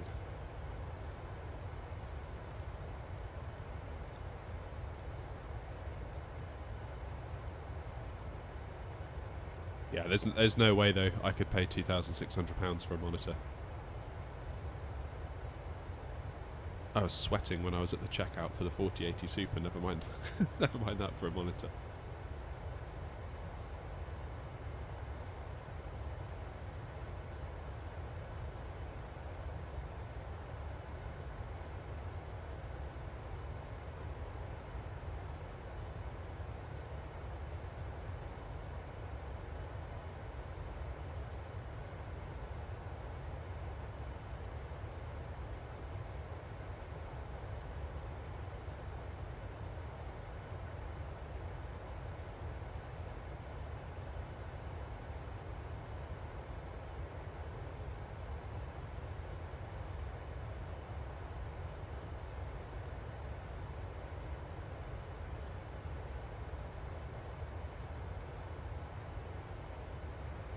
Orbx traffic, Scandinavian 1 Papa Lima, we are pushing from stand 12.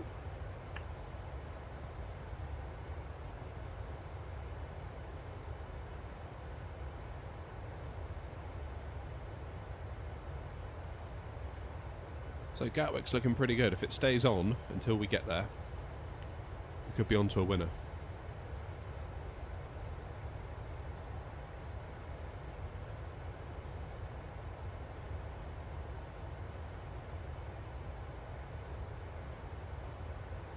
Hey, if you can afford it, Brian, have at it, you know.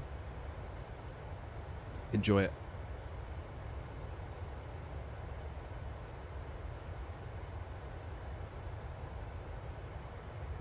I just need my kids to hurry up and grow up and move out.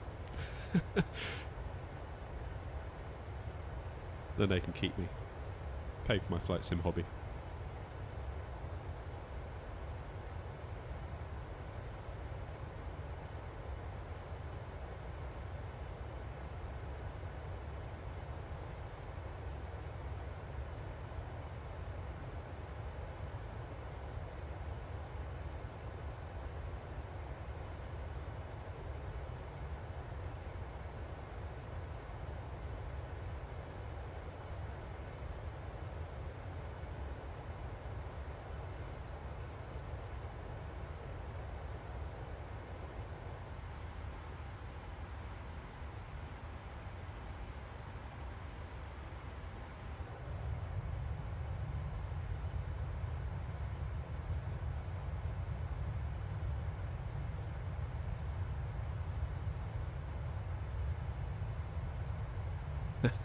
Yeah, it's weird that wasp, isn't it?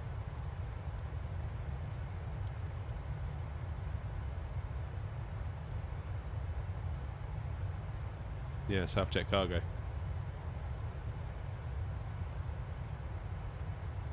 I was looking into it last night, and I was looking at the VATSIM airline, virtual airlines. I couldn't see that one on there. I found a list of all of them.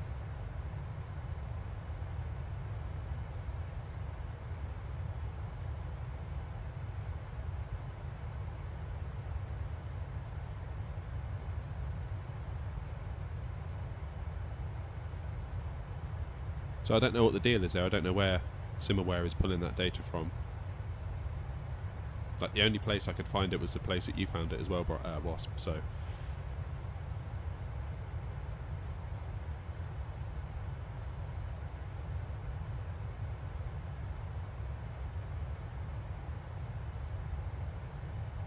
Oh, there you go, Brian. There's your green light. Go ahead. Say no more.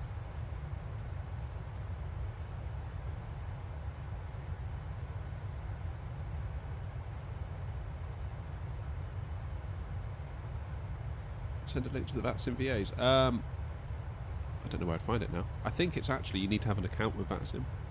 It's not a publicly accessible page. I think you have to go to like my.vatsim.net or whatever it is, and you find it on the left-hand menu under the VA section.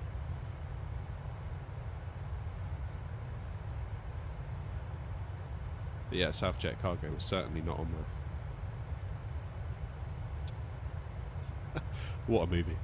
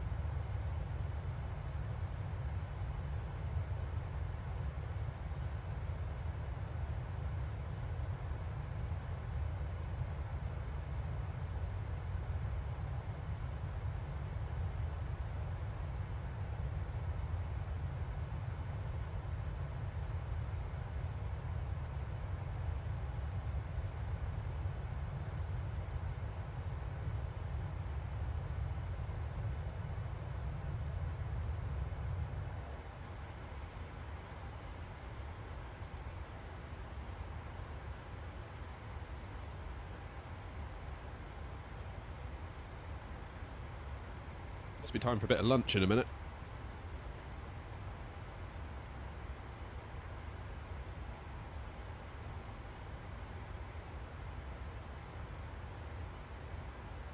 I think what I'm going to do was I'm just going to ask him, as in VATSIM, and just be like, look, here's the deal. What do you suggest? I don't think they'll accept us as a VATSIM partner, but there is like a VATSIM associate VA you can apply as, virtual airline associate, which basically is the requirements are much less intense.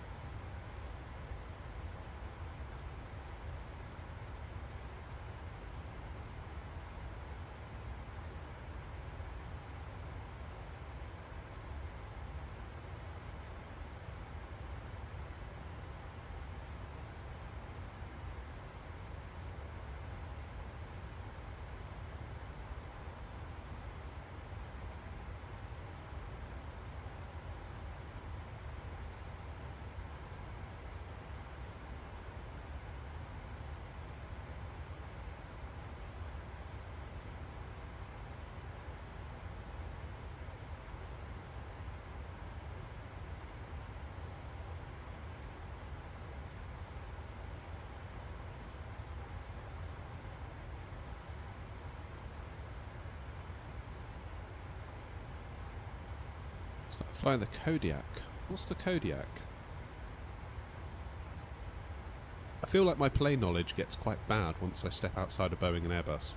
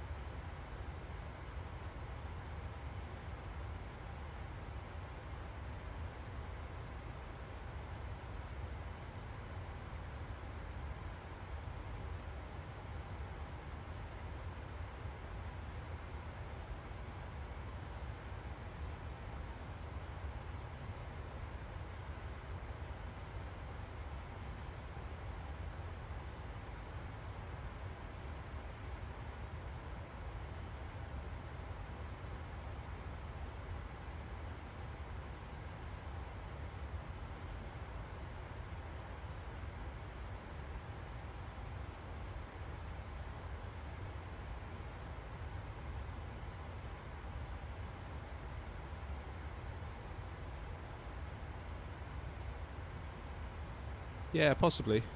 Possibly Wasp.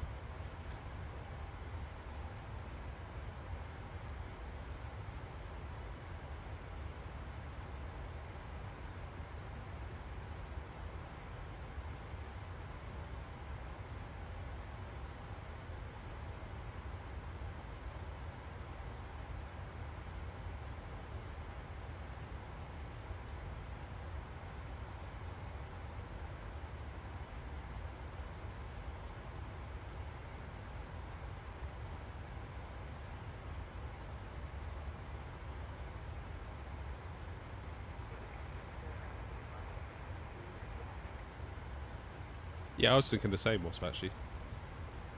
I mean, kind of easier for me if they could be cargo, because...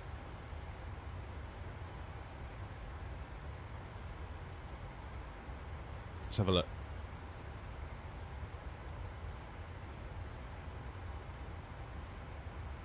We're almost halfway, aren't we?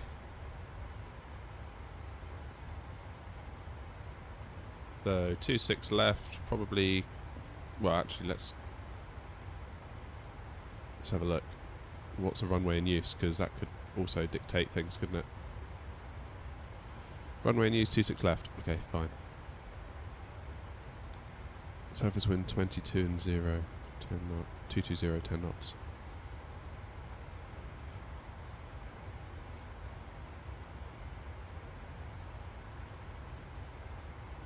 Hold on. Hold on, hold on, hold on.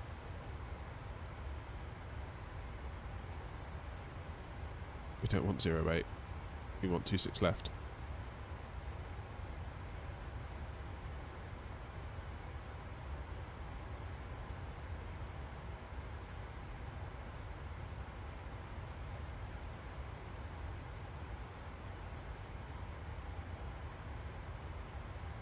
That's more like it. Timber may... And maybe we get given a shortcut. Like... I've basically, once we came in from Amsterdam, I think we got to Abtum. And then we basically just got shortcutted all the way across, so... Maybe that happens today, we'll see. So I imagine we'll come off Foxtrot Romeo. Or Golf Romeo. Cross over to Juliet.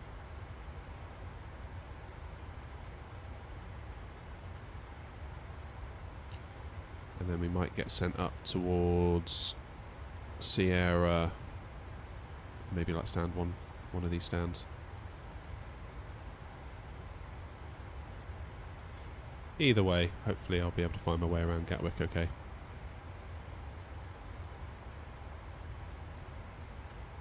Not like Dublin with all those links. Ugh, get confused with those.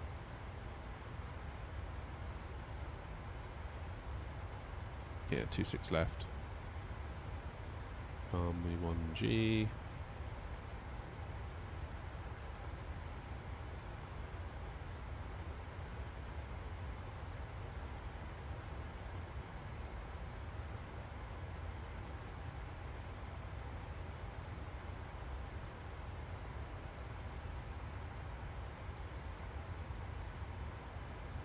It's a single engine turboprop. Used for commuter cargo in remote places. Nice. Yeah, I suppose it's one of those where, like the smaller planes, you actually get to see more of the sim. I mean, we're quite lucky today that the weather's good. But what are my thoughts on xplane? I don't really have any, to be quite honest with you. I've got nothing against xplane. I had xplane 10 briefly on my Mac, would you believe? I bought a 27-inch iMac about 10 years ago, and it was the first 5K iMac, and I was quite impressed with the GPU power in it. So I saw that you could download a free trial of xplane 10. I did a little bit of playing around with that.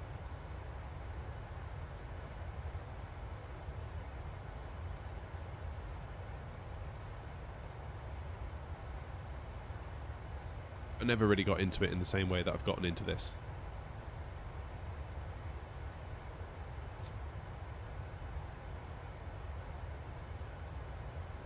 So I don't really feel like I know enough about xplane to have a valid opinion on it. Some people seem to love it, and that's great. Ultimately, competition is a good thing. So the fact that xplane and Microsoft Flight Simulator both exist means that as the consumer, we're probably, whichever side of the fence you're on, you're probably going to get a better sim, because each team will be working hard to compete with the other.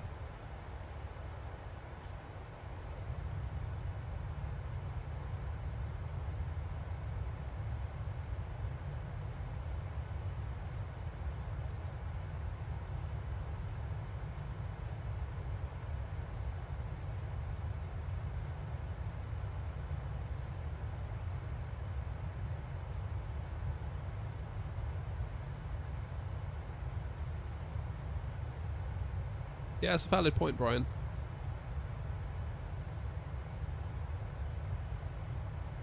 Yeah, you must get to fly to some really cool places with a smaller plane that can get into more harder to reach airports.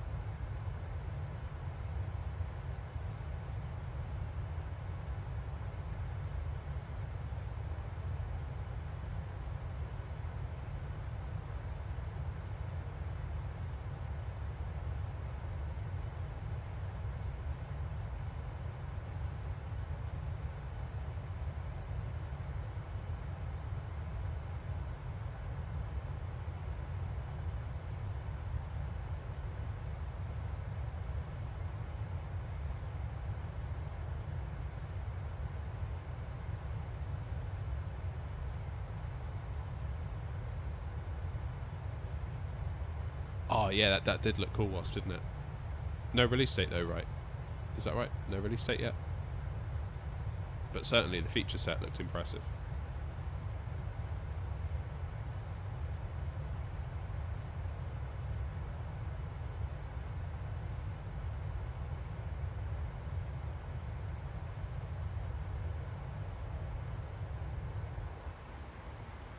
I think that's more or less the end of the nice scenery, isn't it? We just got a whole load of water in front of us now.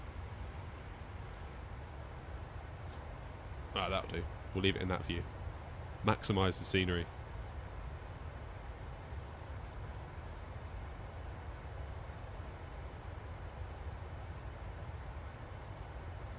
What plane are you in, Biohazard? You're in a... You're EasyJet, aren't you? So you're going to be A320. Go into the... Is it the approach page? You can type it in there. So I would be looking at your charts. That one, for example. So I'll be looking for this. ILS decision altitude. Refer to chart 21A. Alright, where is that?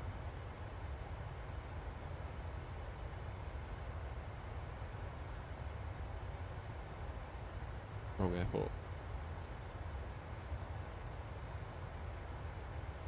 Charts, approach. 26 left, 212A. Here we go.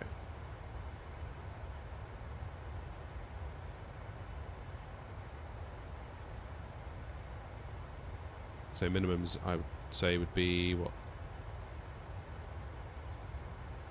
296?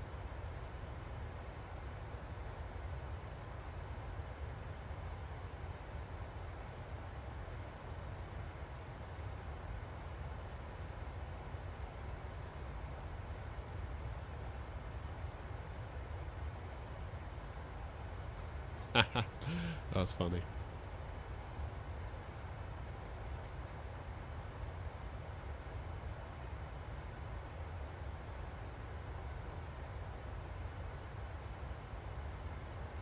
Yeah, so by hazard, you can either put 296 in your McDo in the barrow field, or 102 in the radio altimeter in the radio field.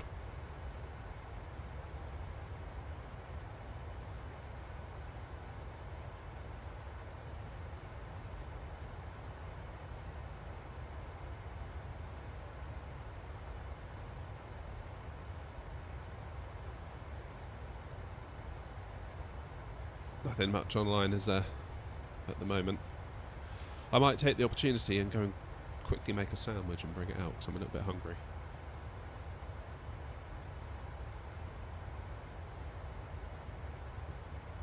And pray that no one comes online in the meantime. So I'm going to leave you with this very nice view.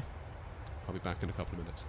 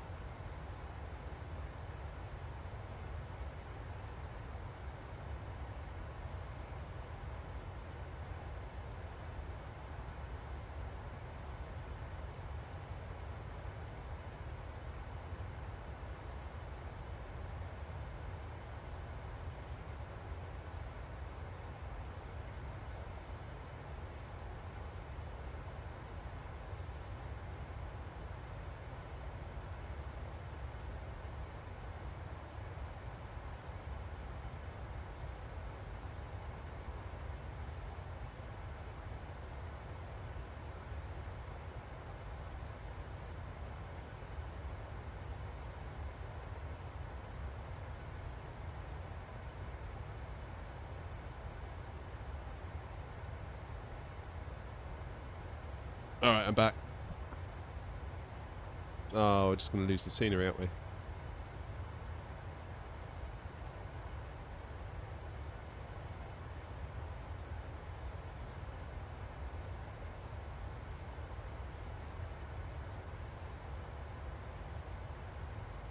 Am I going especially slow? Because it seems like Wasp is catching me and Biohazard's pulling away.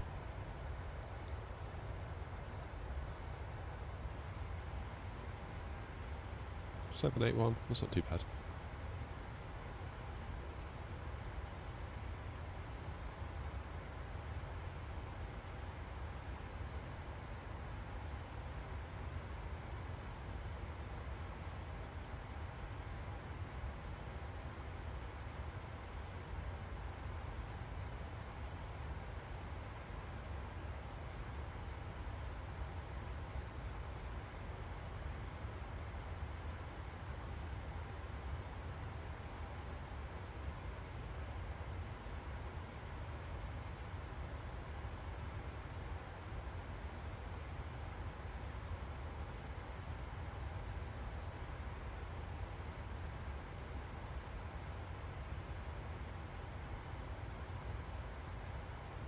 Hello, Aviation Worst. How you doing?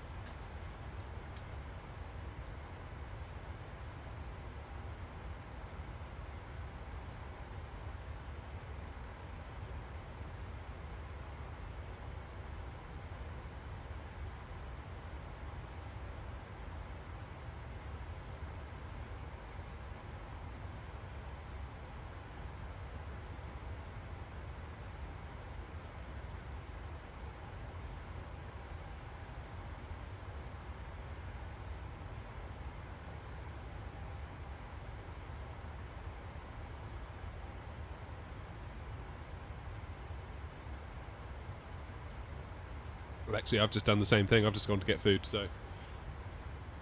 What you have missed is the scenery disappearing. So we've got a whole load of water to cover now.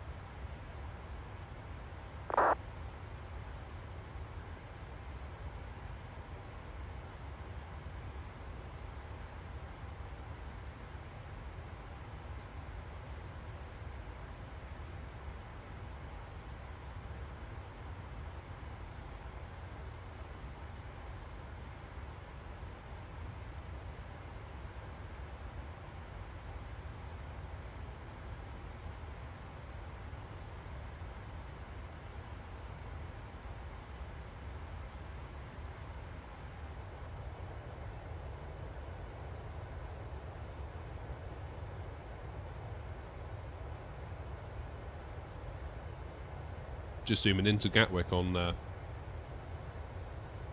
map.vatsim.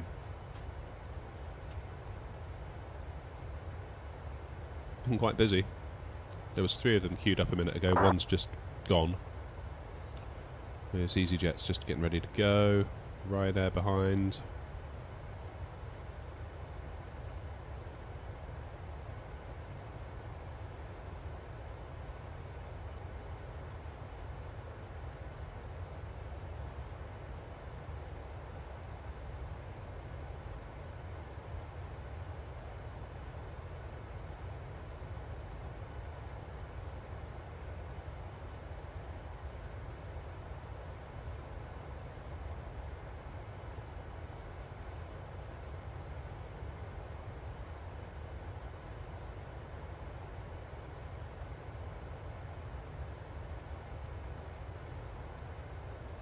239. Do you think that's because your monitors are 240 hertz? It's capped it.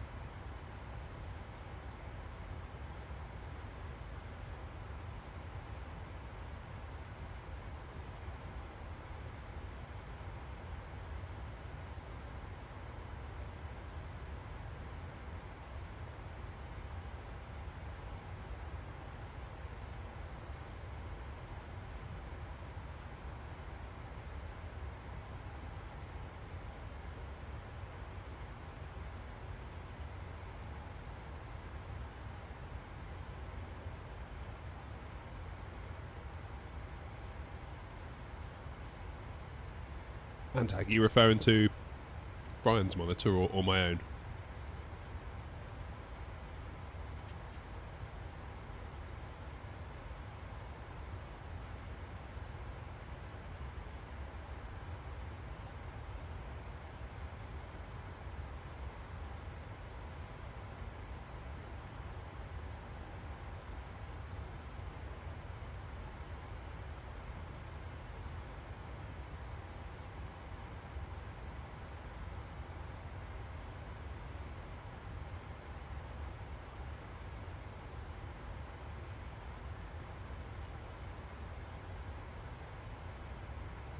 So mine is a 4K TV, just a 60 hertz 4K TV by LG.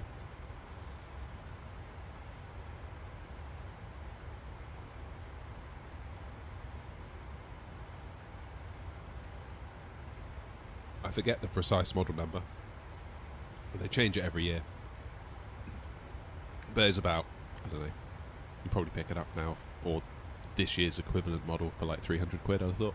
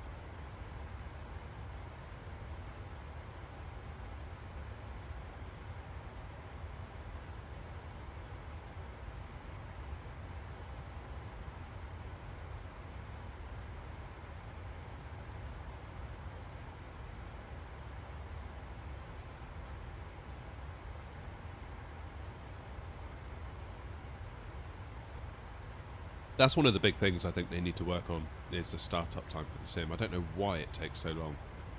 I really don't. I don't know any other game that's like it.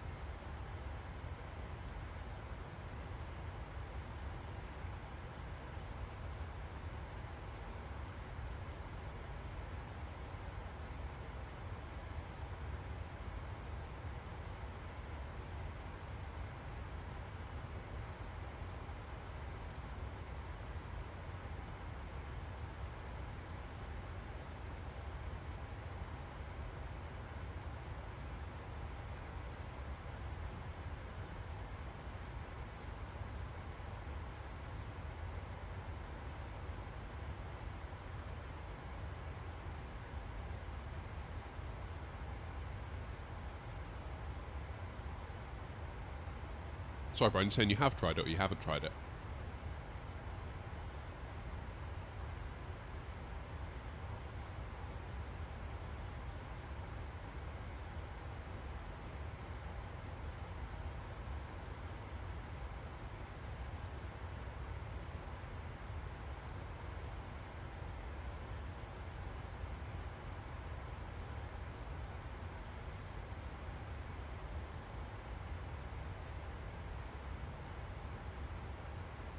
I feel like mine slowed down massively once I installed GSX.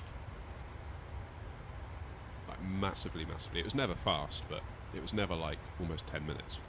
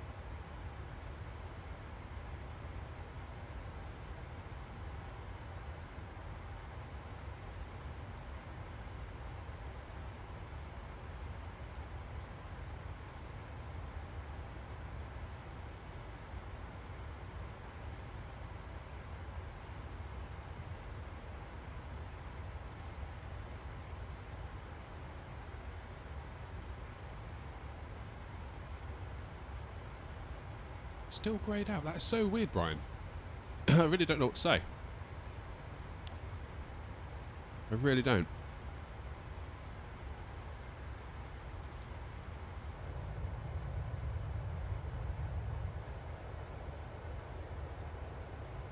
Other than like reinstalling the sim, but that would be less than ideal to have to do that, wouldn't it?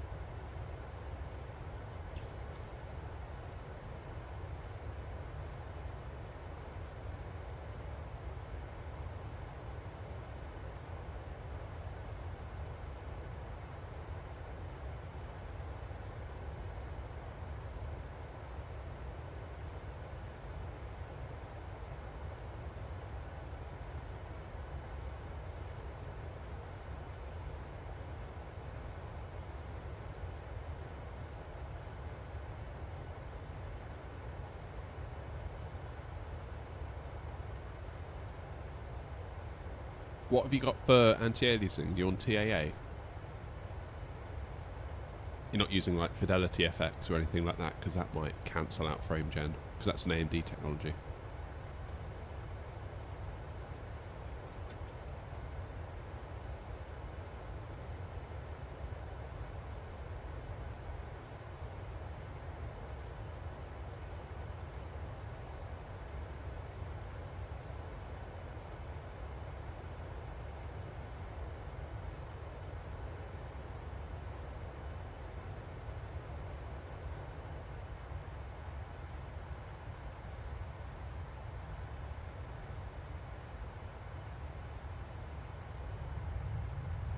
Fairly certain he is, Wasp.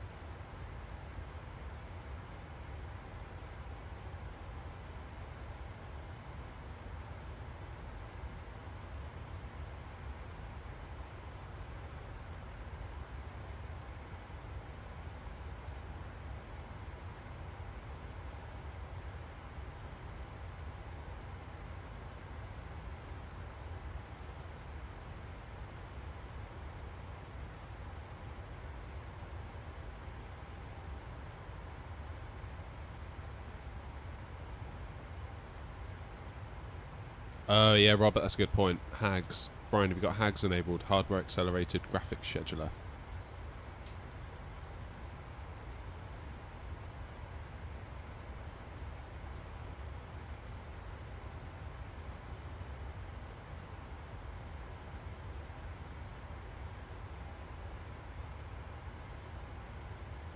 But then I think I'm sure we spoke about that last time, Brian, didn't we?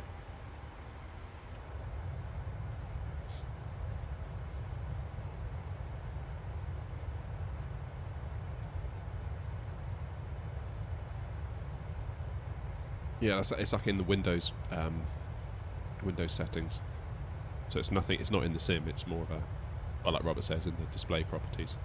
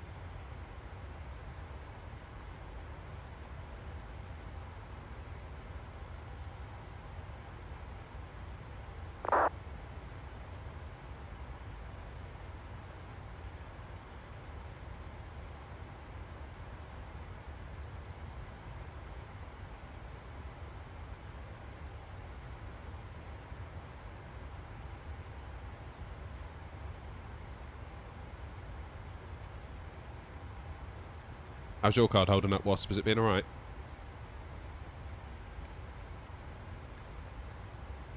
That's a hell of a deal you got on your old card.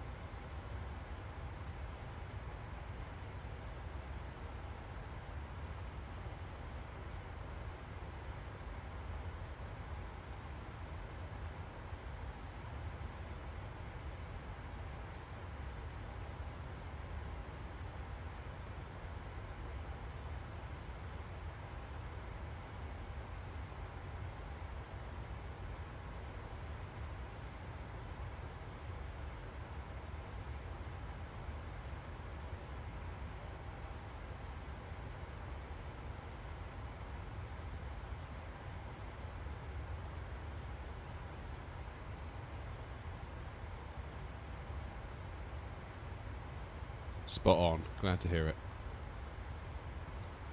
Yeah, I think for the price of the upgrade price, that was a no-brainer, wasn't it?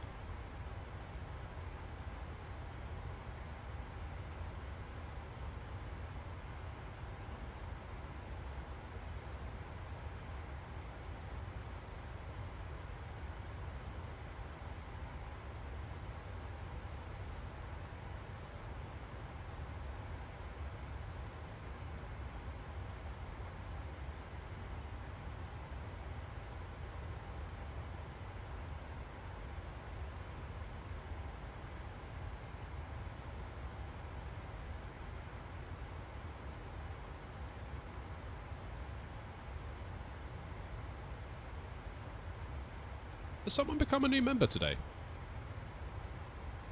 Because it's saying on my YouTube control panel that someone's become a member, but I haven't seen anything flash up in chat, and normally it does.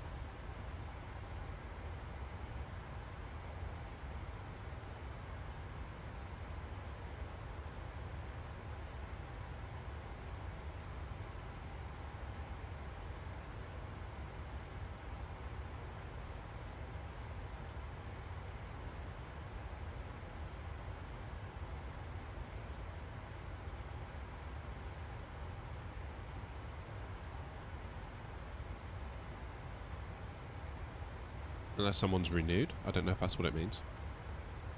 Anyway, whoever it is, I appreciate you. I really do.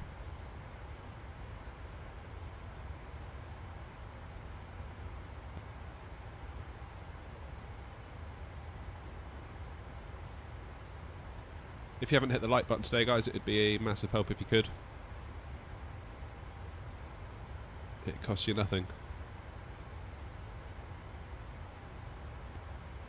And some would say that is what the stream is worth, so.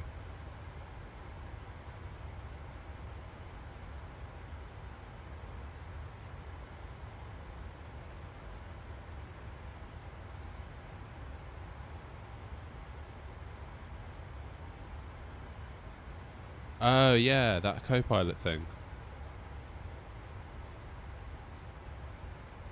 Yes, I have upgraded to that. I haven't played with it though.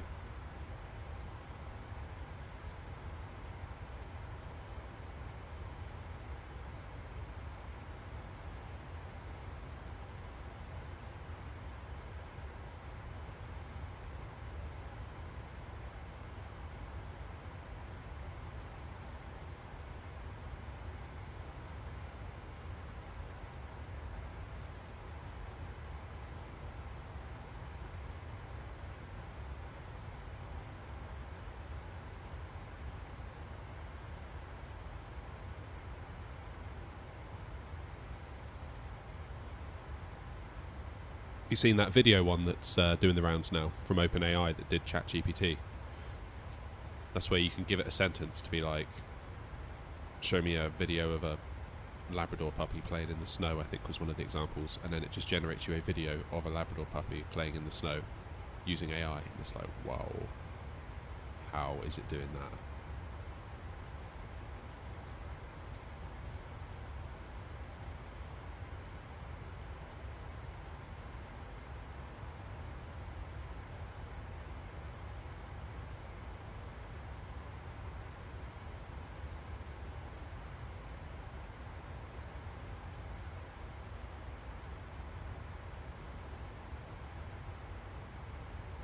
$33 likes in total at the moment, Brian.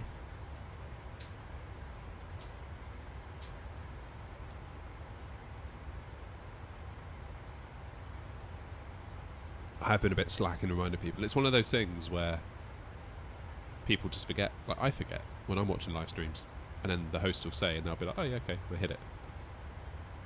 It really does help the stream though. Like, if YouTube starts seeing, like, this stream is getting likes, and then it's like, oh, let's show it to more people, and then it just helps. It's like a snowball effect. It's my fault, I've been a bit slack today.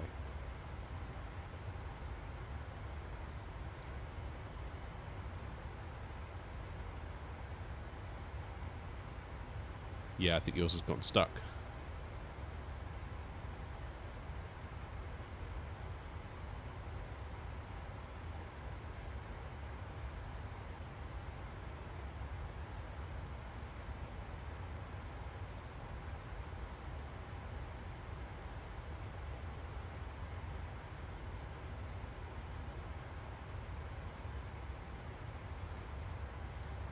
What says, I just got the PMDG 737 and my yoke and throttles work, but when I try to use my controller, the buttons don't work.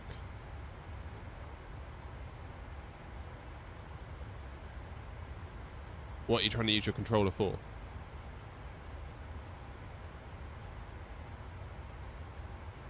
Presumably not to fly the plane.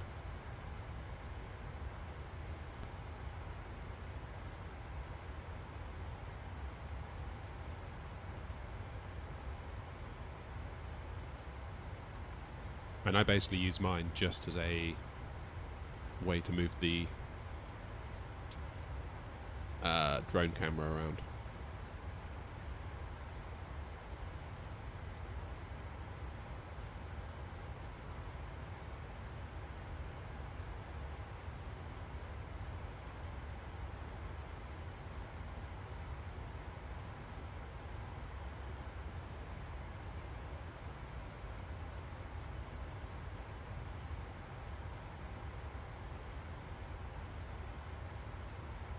Use FMC.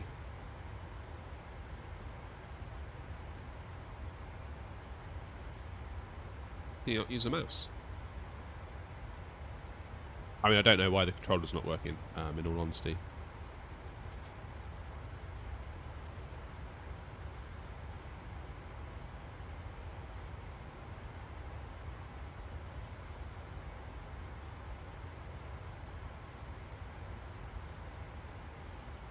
Right, how are we doing? Not far to top of descent.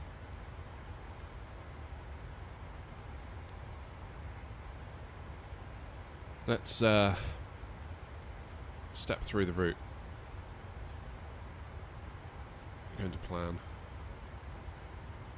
So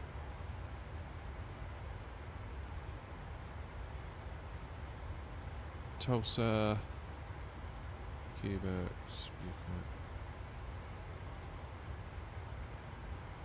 Tebra, Aptum.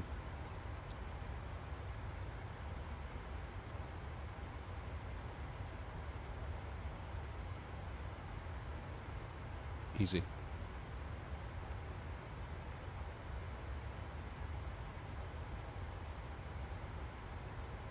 Let's just check the go around procedure. Oop.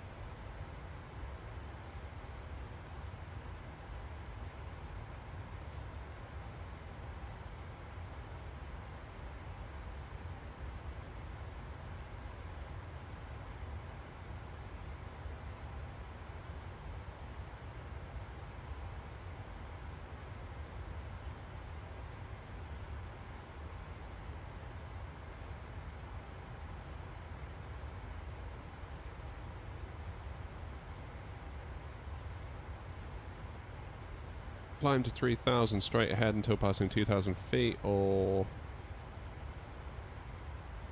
D100 IWW.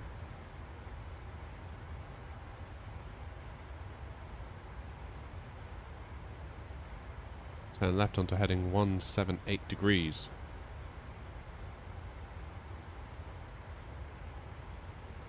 Yeah, there it is.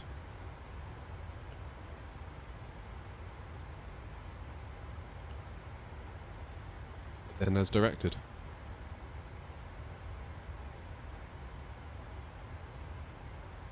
Okay, we can do that.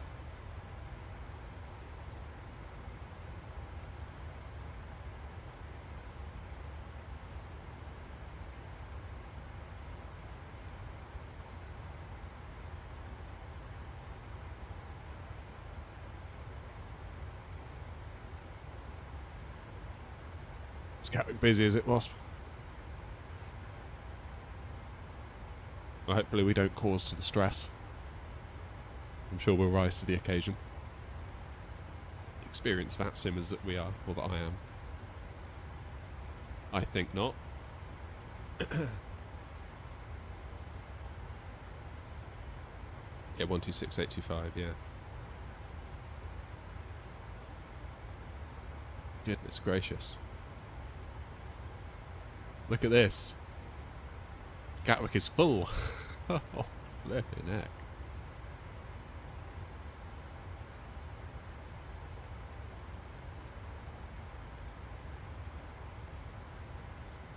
Anyone on final? Yes, there is. Right, let's see where this this one goes. I'm guessing they're going to send them.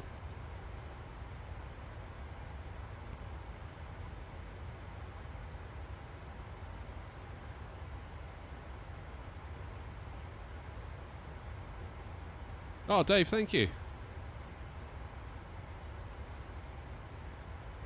I didn't realise you get a sub if you have YouTube Premium for more than 3 months.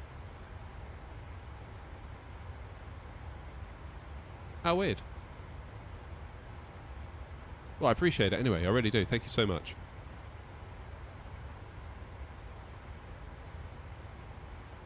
Alright.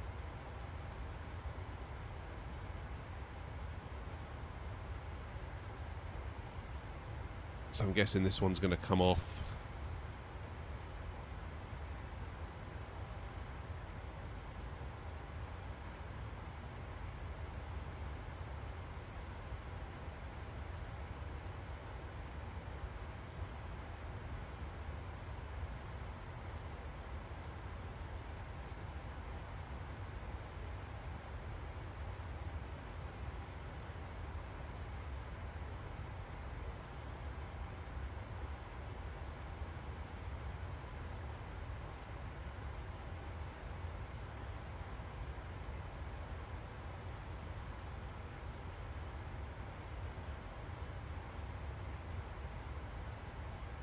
Yeah, coming off at, what's that one? Foxtrot. Going to cross 26 right. Then where are they going to be sent?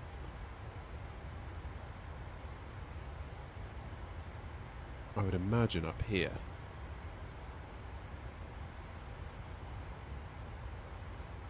Onto Sierra.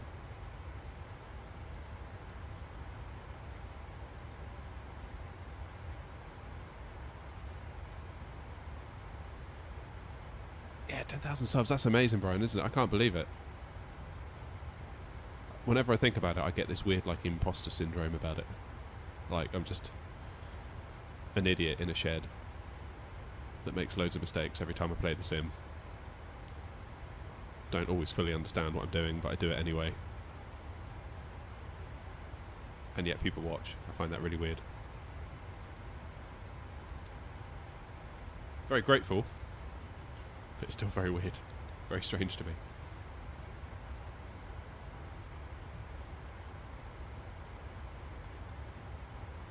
Right.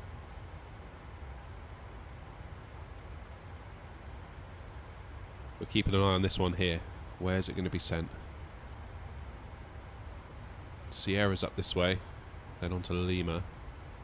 I'm guessing all of this lot to get out to the runway are going to come down like Papa and November. So I'm expecting to see this one make a turn pretty soon. Probably up here off the runway to start with.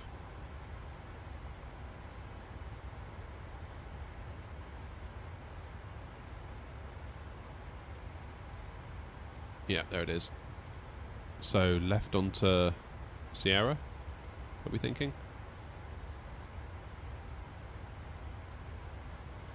Top of descent's coming up, need to keep an eye on that.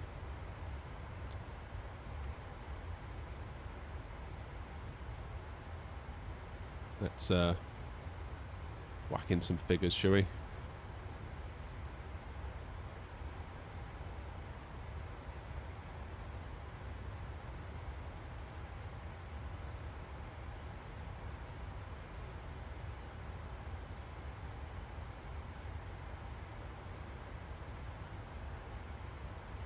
Right. Oh no, it's going straight on. So Romeo or Quebec?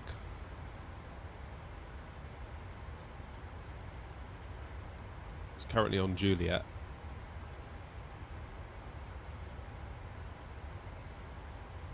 Just curious to see what ground might have us do when we get there. Just so we've got a bit of an idea.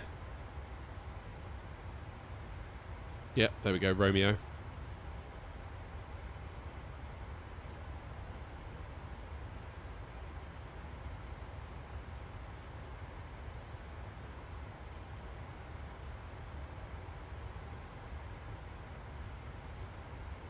I guess ultimately it will depend where the gate is. So it'll be right onto Kilo, perhaps. There's top of descent for us. Carrying straight on.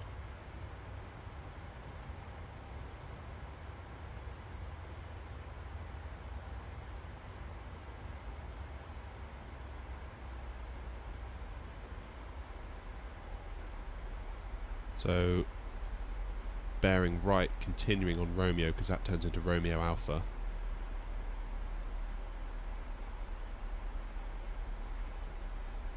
Sending him. So this will be Lima. You got Quebec up here and Quebec Alpha. They going Quebec?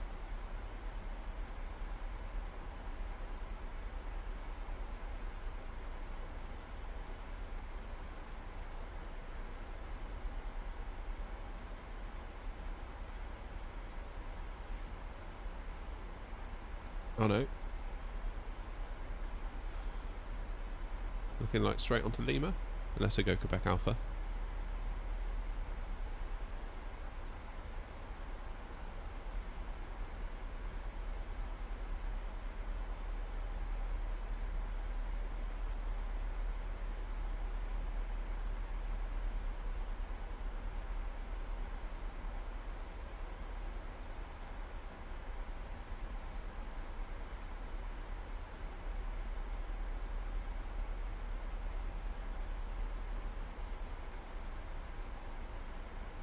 continuing on Lima under the bridge.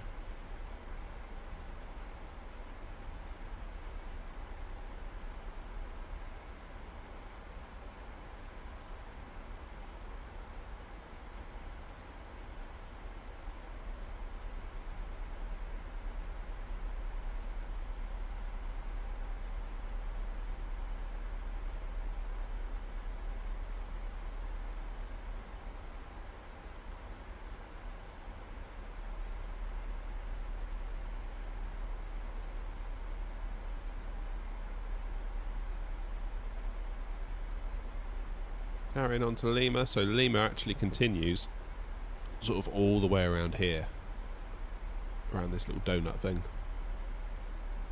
Right turn onto Kilo if you're coming down here, and then Kilo sort of runs this bit here as well. So Kilo's like a little inverted T. Then you got November and Papa.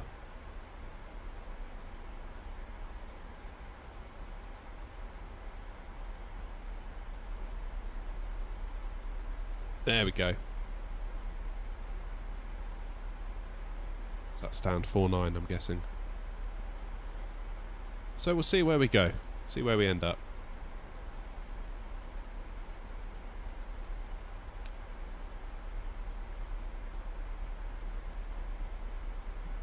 Oh, I'm getting tired now.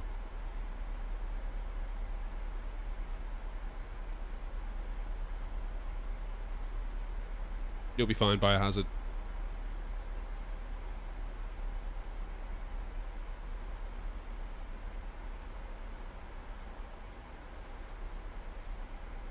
I mean, once you're on the ground at Gatwick, as long as you've got a chart and you've got the taxiways, it's not actually that complex. Whereas I found Dublin to be very complex with all of its links.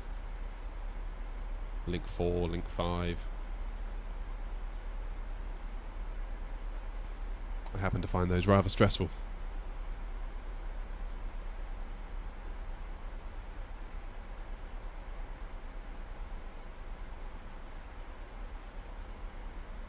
Go for it, Stanville. Make us proud.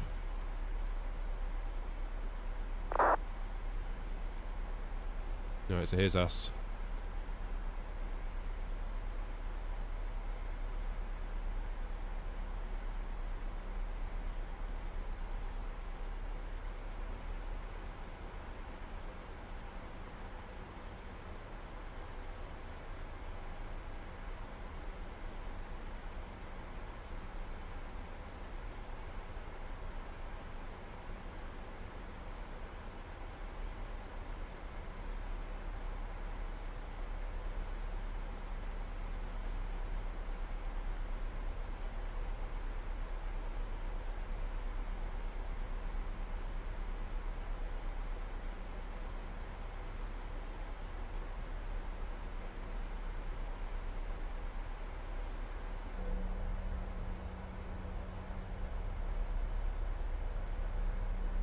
Can't quite see land yet, can we? I think the cloud cover's not helping.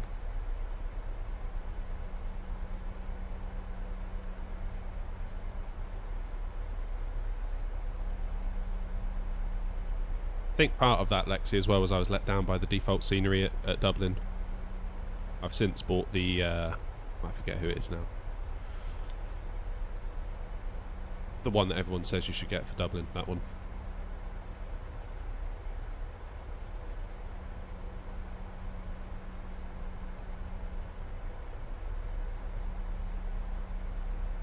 The controller that night was actually A, very kind in the moment, and B, emailed me afterwards explaining what I should have done, because at the end of the flight I was like, okay, I messed up, but I don't know how I messed up, because I obviously thought I was doing the right thing, and looking back on it all I was like, I still think I would have done that.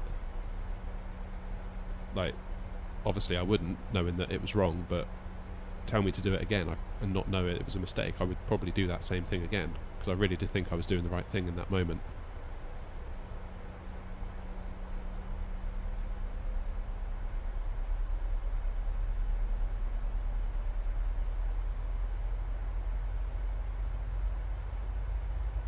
But yeah, the controller sent me an email with a little map where he drew a line over it and said this is where he should have gone, and this is the reasons why. And it was like, oh, okay, fine, thank you.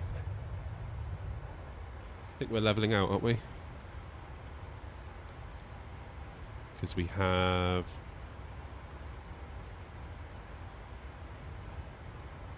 yeah, flight level 220 at Oddrob.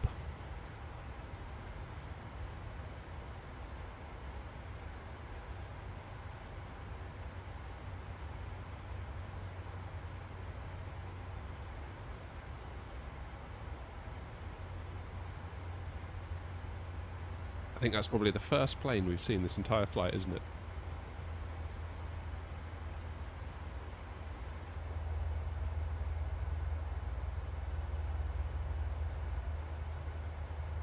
Is that land? Or was that just clouds looking weird? No, there's land. You can just make out the land. Right, Great Britain in sight.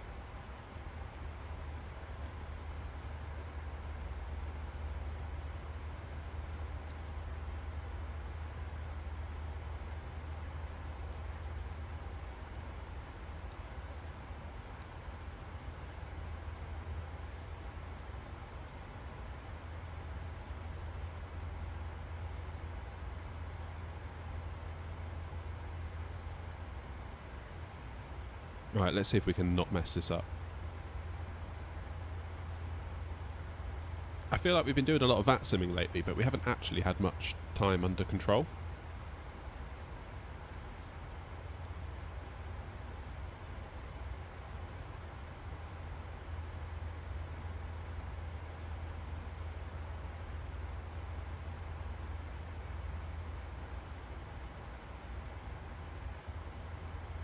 I've never actually flown the Horizon Simulation 787. I'm not sure I'd even know how to start one up. I think the next plane to maybe introduce to the streams is the A300.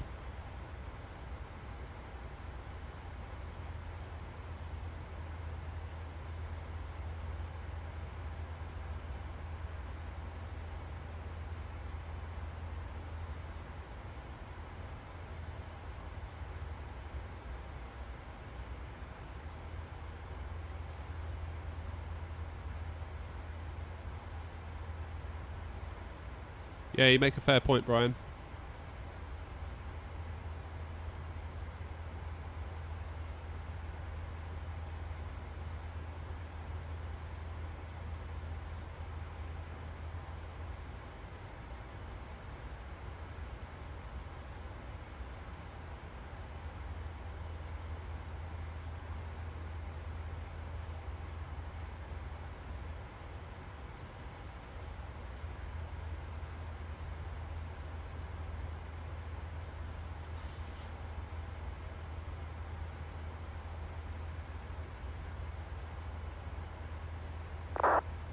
Oh, you mean the headwind one, Sam? Yeah, it's a great plane.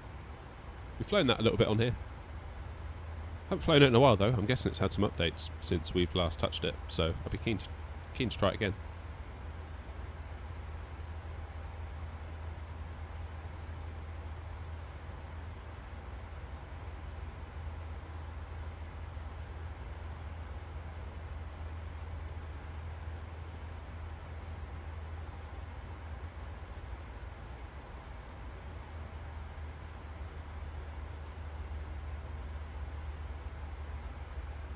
Right, let's get Gatwick approach dialed in. 126, 825.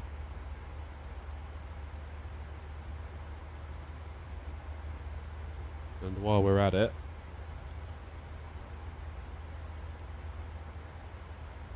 we can do our ILS 110.9.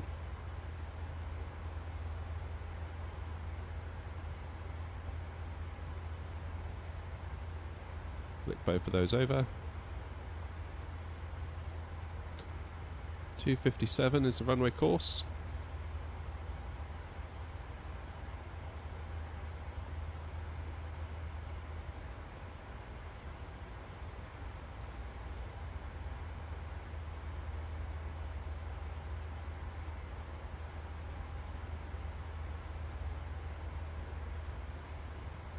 I mean, we're still quite a way off of being under Gatwick's control.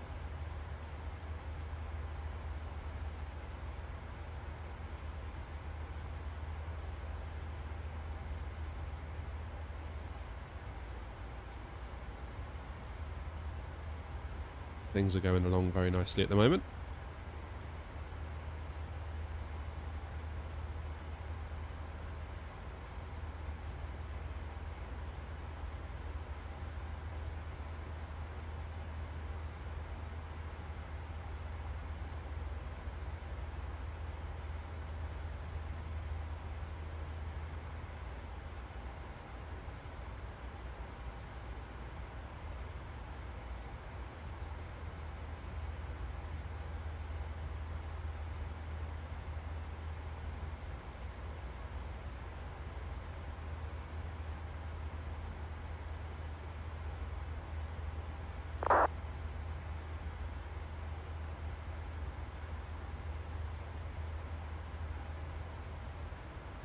Not at the moment, Drac, but there are videos on the channel that will show you.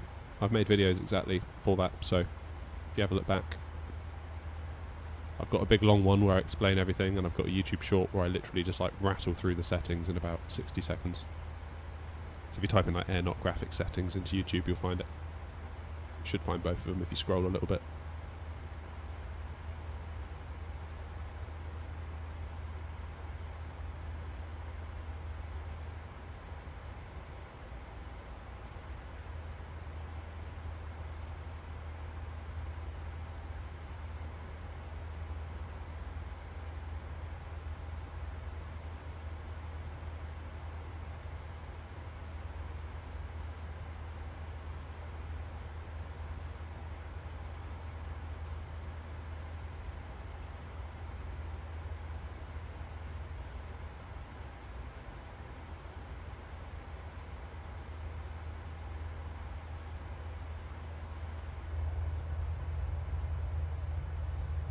You can tell we're back home. There's clouds everywhere.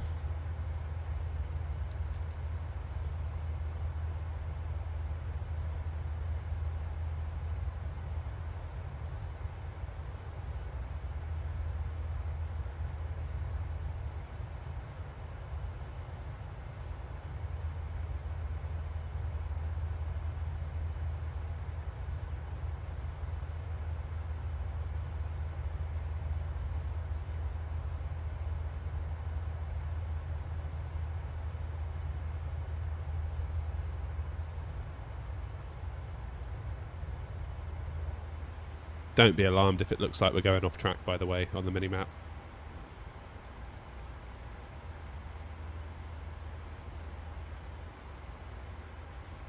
We're sort of going to go over kind of near Dover.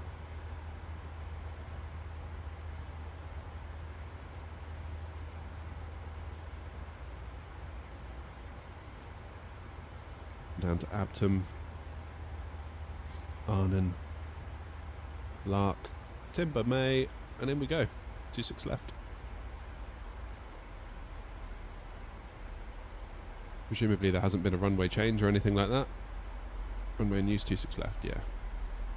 ILS to be expected, transition level 70, 2109, altimeter 1030.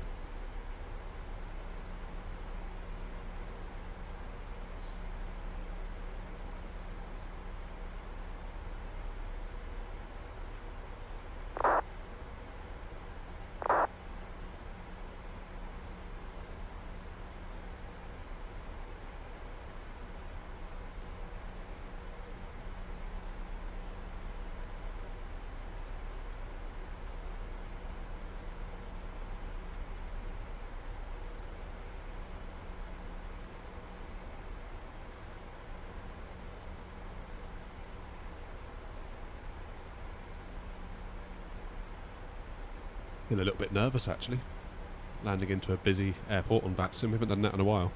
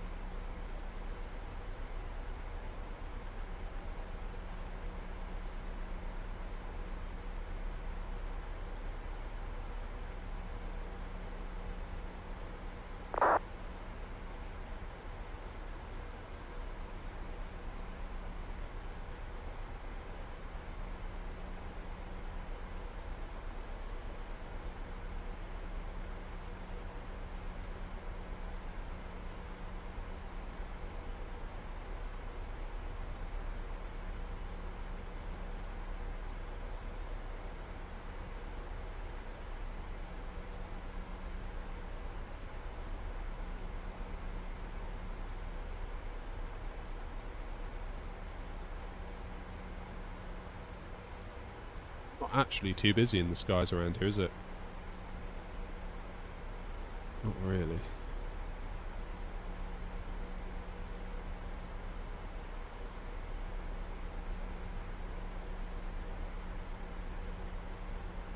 We are not doing standard pressure just yet, thank you very much.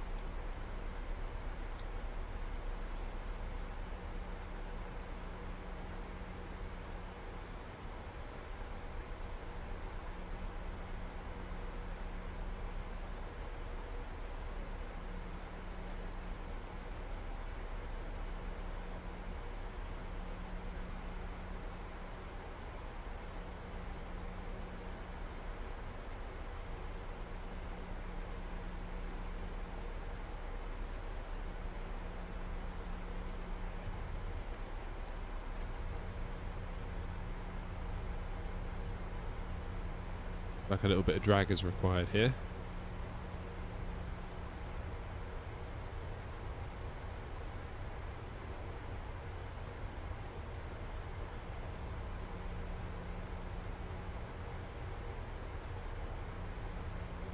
Plane's just struggling to stay on profile a little bit. Should have done the wind request actually.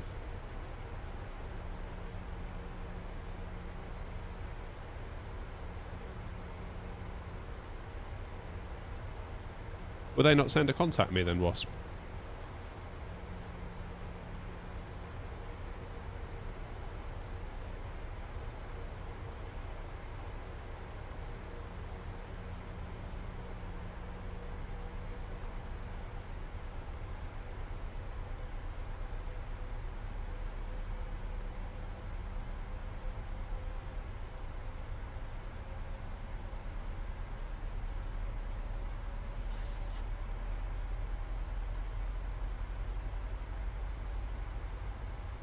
Still a little way away yet.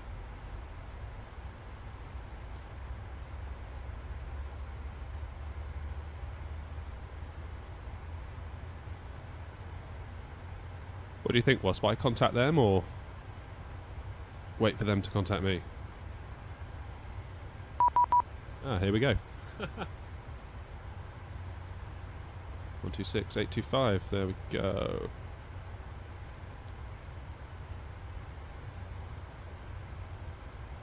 Gatwick approach, X-ray Alpha November 251, descending flight level 130. X-ray Alpha November 251 Gatwick, direct to hello, landing runway 26 left with no delay. Expect vectors for the ILS. Information is Golf. For your aircraft type, descent flight level 100. Descend flight level 100, information Golf. Expect vectors 26 left, ILS, aircraft type 737-800. X-ray Alpha November 251. X-ray Alpha November 251, roger. Alpine 3 Whiskey Monster Unicorn 122.8. 122.8, Alpha 3 Whiskey, thank you, bye.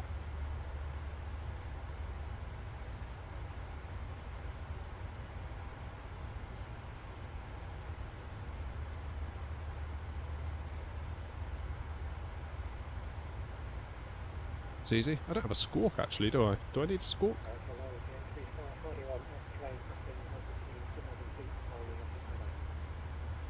Easy 835, squawk mode Charlie.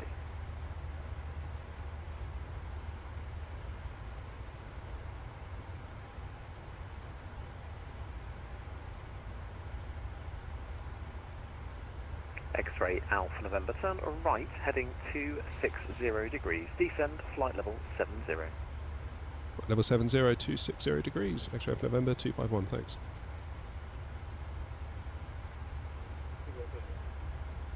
Easy 835, still can't see you, I'm afraid. Yeah, my Charlie keeps disconnecting every time I try and Something does this. I think is it a button in the sim versus pilot client?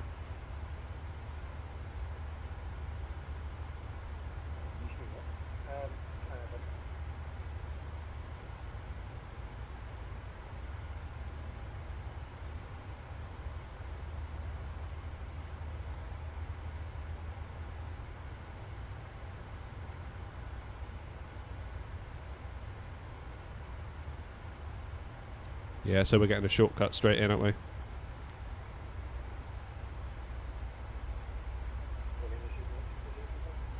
Easy 835, I'm still only seeing you as a primary return, I'm afraid.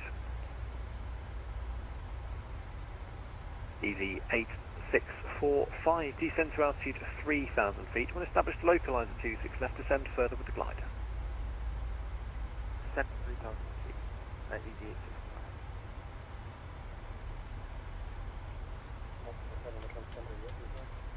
Ah, easy 835, there you are. Very good. Climb now, flight level 170.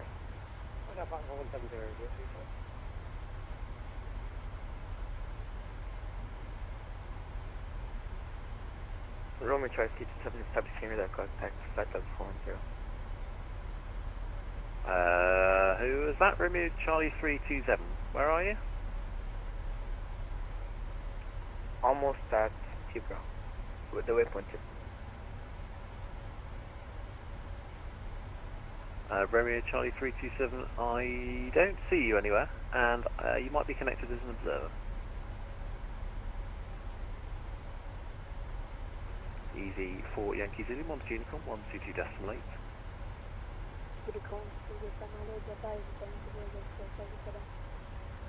X-ray Alpha November 251, 37 miles from touchdown, descend to altitude 6,000 feet, QNH 1030. 6,000 feet, QNH 1030, X-ray Alpha November 251.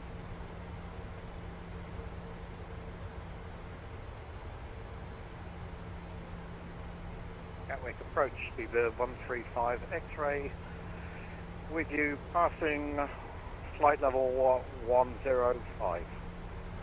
Seabird 135 X-ray, Gatwick director, hello, vectoring to the ILS 26 left with no delay. Information is Golf. Report your aircraft type. Information Golf, aircraft type A320. Seabird 135 X-ray, roger. Descend, flight level 70, speed 250 knots. Send flight level 70, speed 250 knots for speedbird 135 X-ray. Easy 8645, speed 160 knots or greater till 4 DME. Speed 160 knots at 040, speed, easy 8645. Easy 8645, thanks, contact Gatwick Tower, call sign ending 124.230.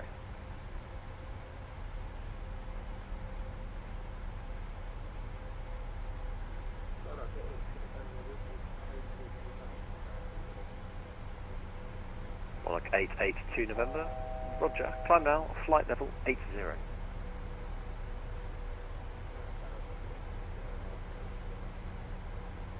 Now we're a little bit offset with the runway. Easy 8645, contact Gatwick Tower 124230. Contact Gatwick Tower, 8. Repeat frequency. 124230.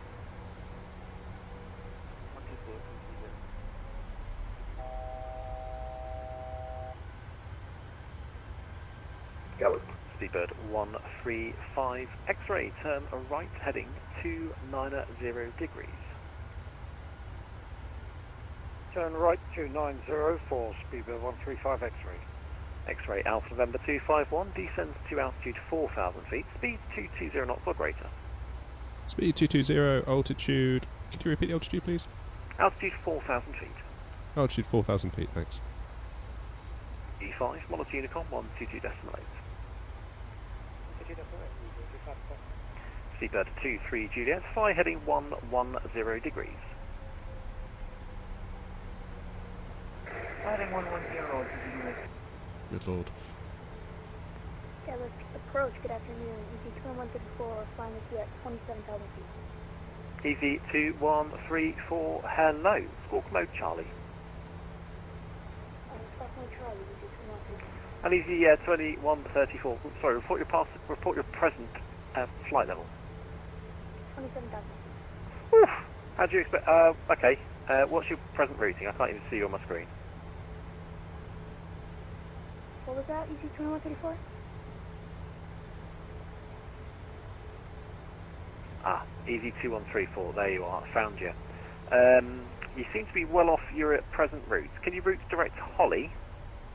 Route direct Holly, sorry about that, easy 2134. And easy 2134, you appear to still be climbing. Descend flight level 200. Descend flight level 200, EV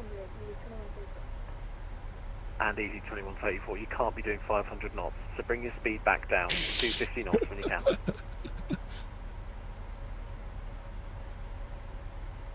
Gatwick Director X-Ray Alpha November 251. We're a little bit offset to the left of the runway. You happy for us to do some turns to straighten up? X-Ray Alpha November. I've been keeping an eye on you, don't worry. I was just about to give you the right-hand turn, 275, descend to altitude 3,000 feet. 3,000 feet, right turn 275, thanks. Gatwick Director Adria 451 with you, 4,000. Adria 451, Gatwick Director, hello, thanks, climb now flight level 180. Flight level 180, 451. Shamrock 20 with you, passing 3,000. Shamrock 212, roger, climb now flight level 150. Climb flight level 150, Shamrock 20. Speedbird 23 Juliet, descend flight level 70. Down to flight level 70 to Speedbird 135 X-ray, you've got around 32 miles from touchdown, descend to altitude 6,000 feet, QNH 1030. QNH 1030 for Speedbird 135 X-ray, descend 6,000. Monarch 882 November, Monarch Unicorn 122.8.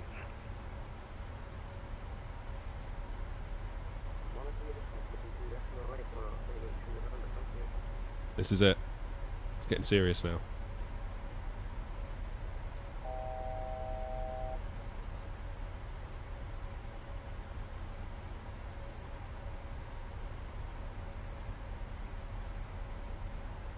Nice that they were keeping an eye on us. 135 X-ray, descend to altitude 4,000 feet, speed 220 knots. Speed 220, descend altitude 4,000 for Speedbird 135 X-ray. And Gatwick Director, very good afternoon to you, Sunset 1 X-ray Mike, on the Lambo 16 Mike. Sunset 1 X-ray Mike, Gatwick Director, roger, report your passing altitude. We're just passing 3,300 now, Sunset 1 X-ray Mike. Sunset 1 X-ray right, roger, climb now, flight level 130.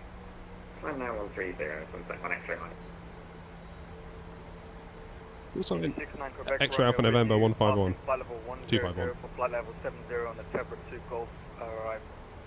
Easy 69, Quebec Romeo, Gatwick Director, roger, descend, flight level 80. Flight level 80 here, Easy 69 Quebec Romeo. X-Ray Alpha November 251, well established localizer 26 left, descend with the glide, path speed 180 knots or greater till 60 ME.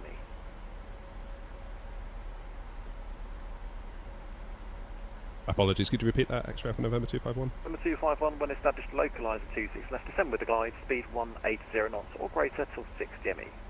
180 or greater until 60 ME, thanks. Speedbird 135 X-ray, speed 180 knots. Speed 180 knots for Speedbird 135 X-ray. Romeo 527, establishing radar contact, can you see me? Romeo Charlie 327, Gatwick Director, yes I can indeed, vectoring for the ILS 26 left with no delay. Descend, flight level 100. Descending flight level 100, Romeo Charlie 27. Speedbird 23 Juliet, turn left heading 065, descend to altitude 6,000 feet, QNH 1030, speed 220 knots. Heading 065 down to 6,000 feet, 130 and speed 220. What was that? Adria 451, Monarch Unicorn 122.8, goodbye. A great shame over the Unicorn for us. Have a good day, sir. EV 2134, you passed your cleared level and you're not on your intended routing. Advise your intentions. I'm trying to direct to Holly, EV 2134. Right, EV 2134, I need you to be able to fly your aircraft. Maintain flight level 100. Flight level 100, EV 2134.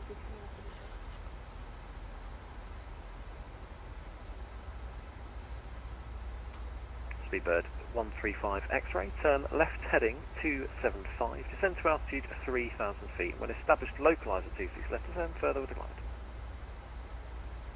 Turn left 275 degrees, descend 3,000, descend with the glide slope when established. Speedbird 23 Juliet. You've got 26 miles from touchdown, descent to altitude 4,000 feet. Speed 220 knots. On the 4,000 speed 220. Don't know how they're understanding that. Easy. 69 Quebec Romeo. Leave timber heading 340 degrees. Descend flight level 70. Flight level 70, Alpha Timber, heading 270 degrees, easy 69 Quebec Romeo. Easy 69 Quebec Romeo, negative after timber, fly heading 340 degrees. 340 degrees, sorry about that, easy 69 Quebec Romeo. Good evening, control, here's easy 640, Easy 6401, Gatwick direct to hello, climb now, flight level 100. Climb flight level 100 for easy 640. Sunset 1 X-ray Mike, is there any chance of a sneaky little shortcut? Sunset 1 X-ray Mike, yep, turn left heading 355. Left turn 355, Sunset 1 X-ray Mike, thank you very much. Easy 2134, I need you to disconnect. Gatwick airspace is very busy and you can't fly your aircraft. Please disconnect. X-ray Alpha November 251, contact Tower 124230. Tower 124230, thanks very much. Gatwick Tower, X-ray Alpha November 251, established on the glide slope 26 left. X-ray Alpha November 251, Gatwick Tower, good afternoon, runway 26 left, continue approach number 1. Continue approach number 1, X-ray Alpha November 251. A very good afternoon to yourself, Gatwick Tower, Tomjet 1 Alpha November, holding in sequence for Alpha 2. Tomjet 1 Alpha November, Gatwick Tower, good afternoon, hello Ollie.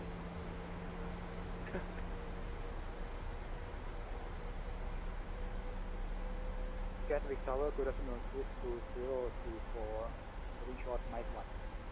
Swiss 2034, Gatwick Tower, good afternoon. Transavia 96 Hotel, contact Gatwick direct to 126. Okay, gear down. Goodbye. London Director 126, 85, Transavia 96 Hotel, thank you.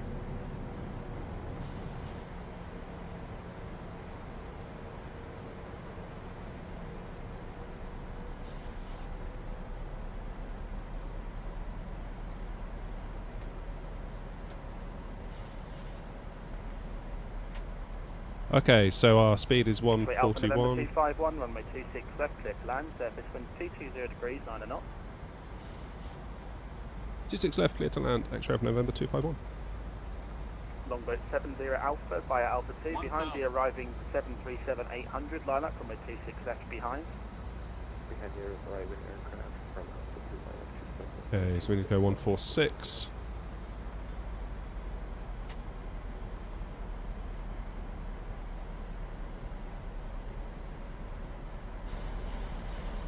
Alright, let's do it.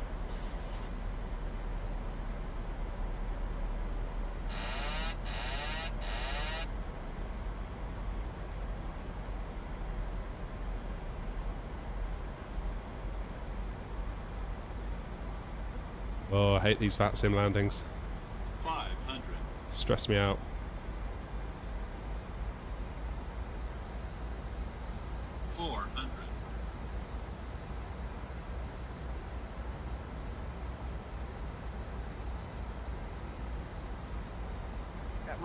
Good afternoon, Speedbird 135 X-ray. Approaching minimums. Established on the local Continue. 11 miles to run. 200. Speedbird 135 X-ray, Gatwick Tower, good afternoon. Continue approach from a 26 left, number 1. Continue approach number 1 for Speedbird 135 X-ray. Gatwick Tower, good afternoon, Speedbird 232, left 16 on a command. 10. Speedbird 23 Juliet, Gatwick Tower, good afternoon. Runway 26 left, continue approach number 2. Little bit of a wobble there. Little bit of a wobble. That's okay.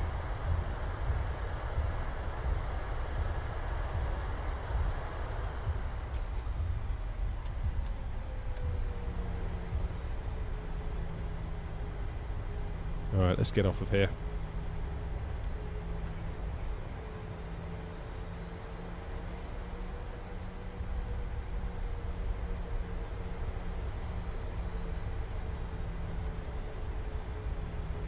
Not bad that. Little bit of a wobble, but I'll take it.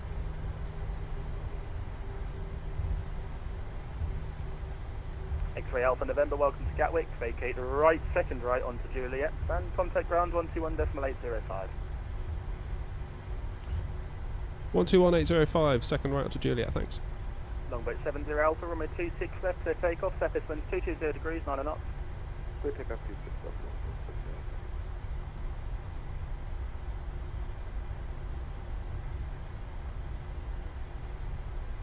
Okay, let's clean up a little bit. Let's get onto Juliet, then we'll 121805.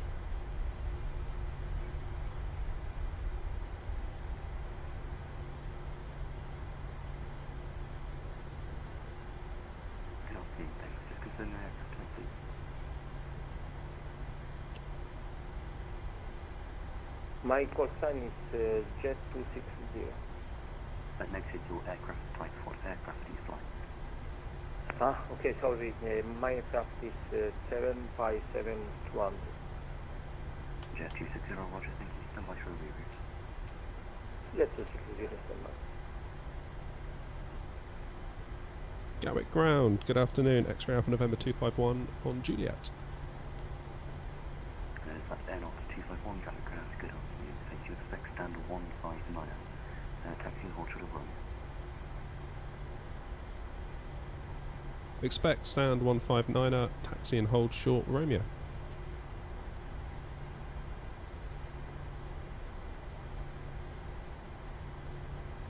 Easy 8645, give way to a 2E737 from your left, then taxi to stand 112. Give way to Yeah, they're sending us cargo.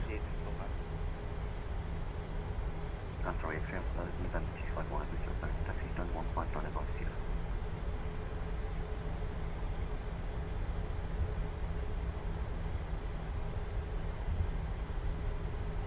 Yeah, Pappies were a bit off, I thought, as well. Visual looked okay, that's kind of why I continued, but obviously there's a lot of noise going on, I don't know if you could hear. Tom Jet 5 Tango Bravo, taxi holding point Alpha 3 by Papa Alpha November.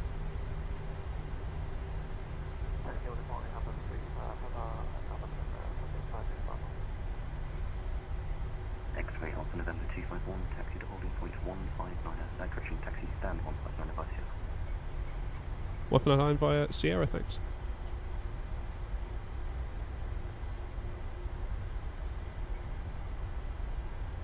I should have said my call sign at the end of that, shouldn't I?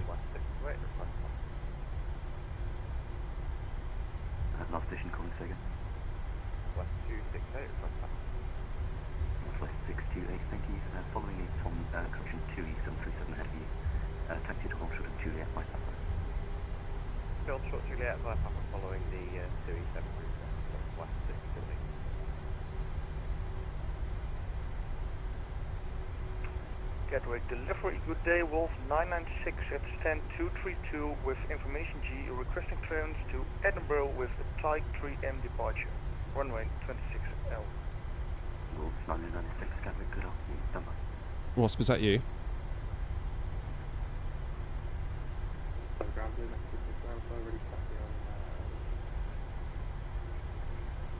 Blue X6, Victor Alpha, taxi to holding point 1 by Juliet and Mike. Mike 1 by Juliet and Mike. Blue X6, Victor Alpha, confirm Mike 1.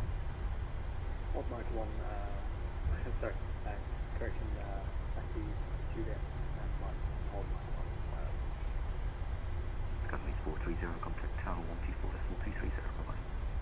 Tower 124.230, Skyway 3430. Gatwick ground, easy 827, stand 130, ready for push and start. Easy 827, thank you, bye-bye. Cheers, Brian.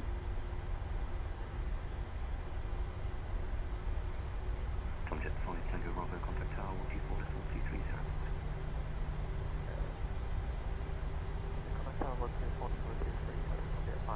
bye-bye. Jet 260. Jet 260, get with go ahead. Jet 260, contact. delivery 121.955.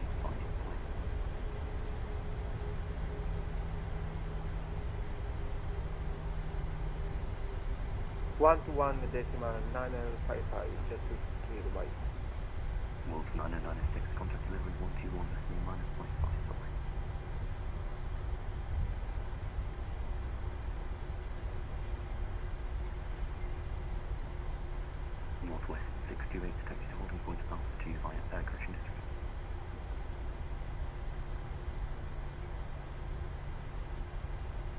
Sorry, Northwest 628, confirming code echo.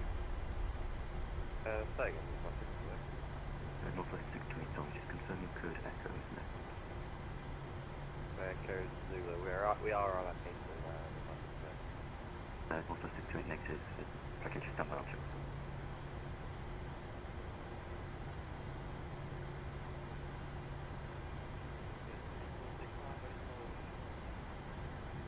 So it's 246 on the standby. Northwest 628, sorry, just trying to check your base clearance. Taxi to holding point Alpha 2 via Alpha Sierra. Alpha 2 via Alpha Sierra.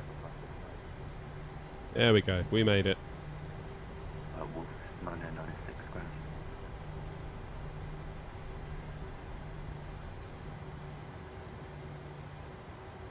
Wolf 996 to ground. Wolf 9096, contact delivery 121.4955. Voila! Gatwick Grand, Seabird 135 X-ray, would you on Juliet? Seabird 135 X-ray, Gatwick Ground, good afternoon. Expect stand 36 left, taxi to hold short of number.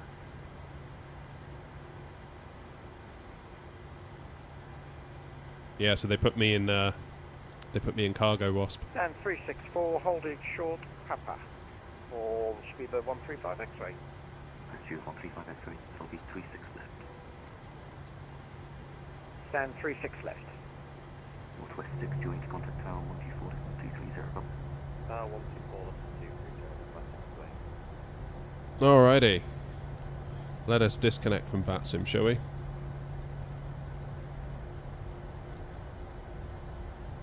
Wonderful.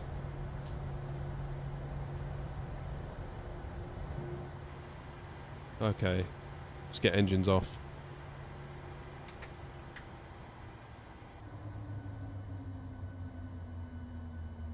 We made it! That was a fun flight, that. That was quite stressful towards the end, I don't know if you could tell. I definitely felt like I was forgetting things and having to do things in a rush. Not a bad landing. Not bad, all things considered. What was the feet per minute on that? That was about 319 feet per minute. So that's pretty good. Not the usual kind of 2s that I aim for, but I'll take 300. It's definitely not 400. Yeah, that's good fun, that. VATSIM definitely makes the experience a lot more interesting, doesn't it? Sort of brings the whole thing to life a little bit. If you compare and contrast that last kind of 20 minutes versus the 2.5 hours leading up to it. Very, very different vibe altogether. Weird that they've once again sent me to cargo. I need to look into that. But there we go. Right. It's 3 o'clock. I need to walk the dog. Things to do. Thank you all very much indeed for coming along. Wasp, thank you for flying along. Hope you had a nice flight as well. Biohazard. Hope you had a good landing. Hope it all went all well for you. And until next time, thank you all very much for coming along. Dave, thank you for becoming a member. Sorry I didn't see it until too late. So yeah, until next time, I think probably the next stream is more than likely going to be a Tuesday now. So I'll keep you posted on that. Been a bit of a funny week this week, so I've been able to stream at different times, but we'll be back to normal next week. So thank you all very much indeed for watching.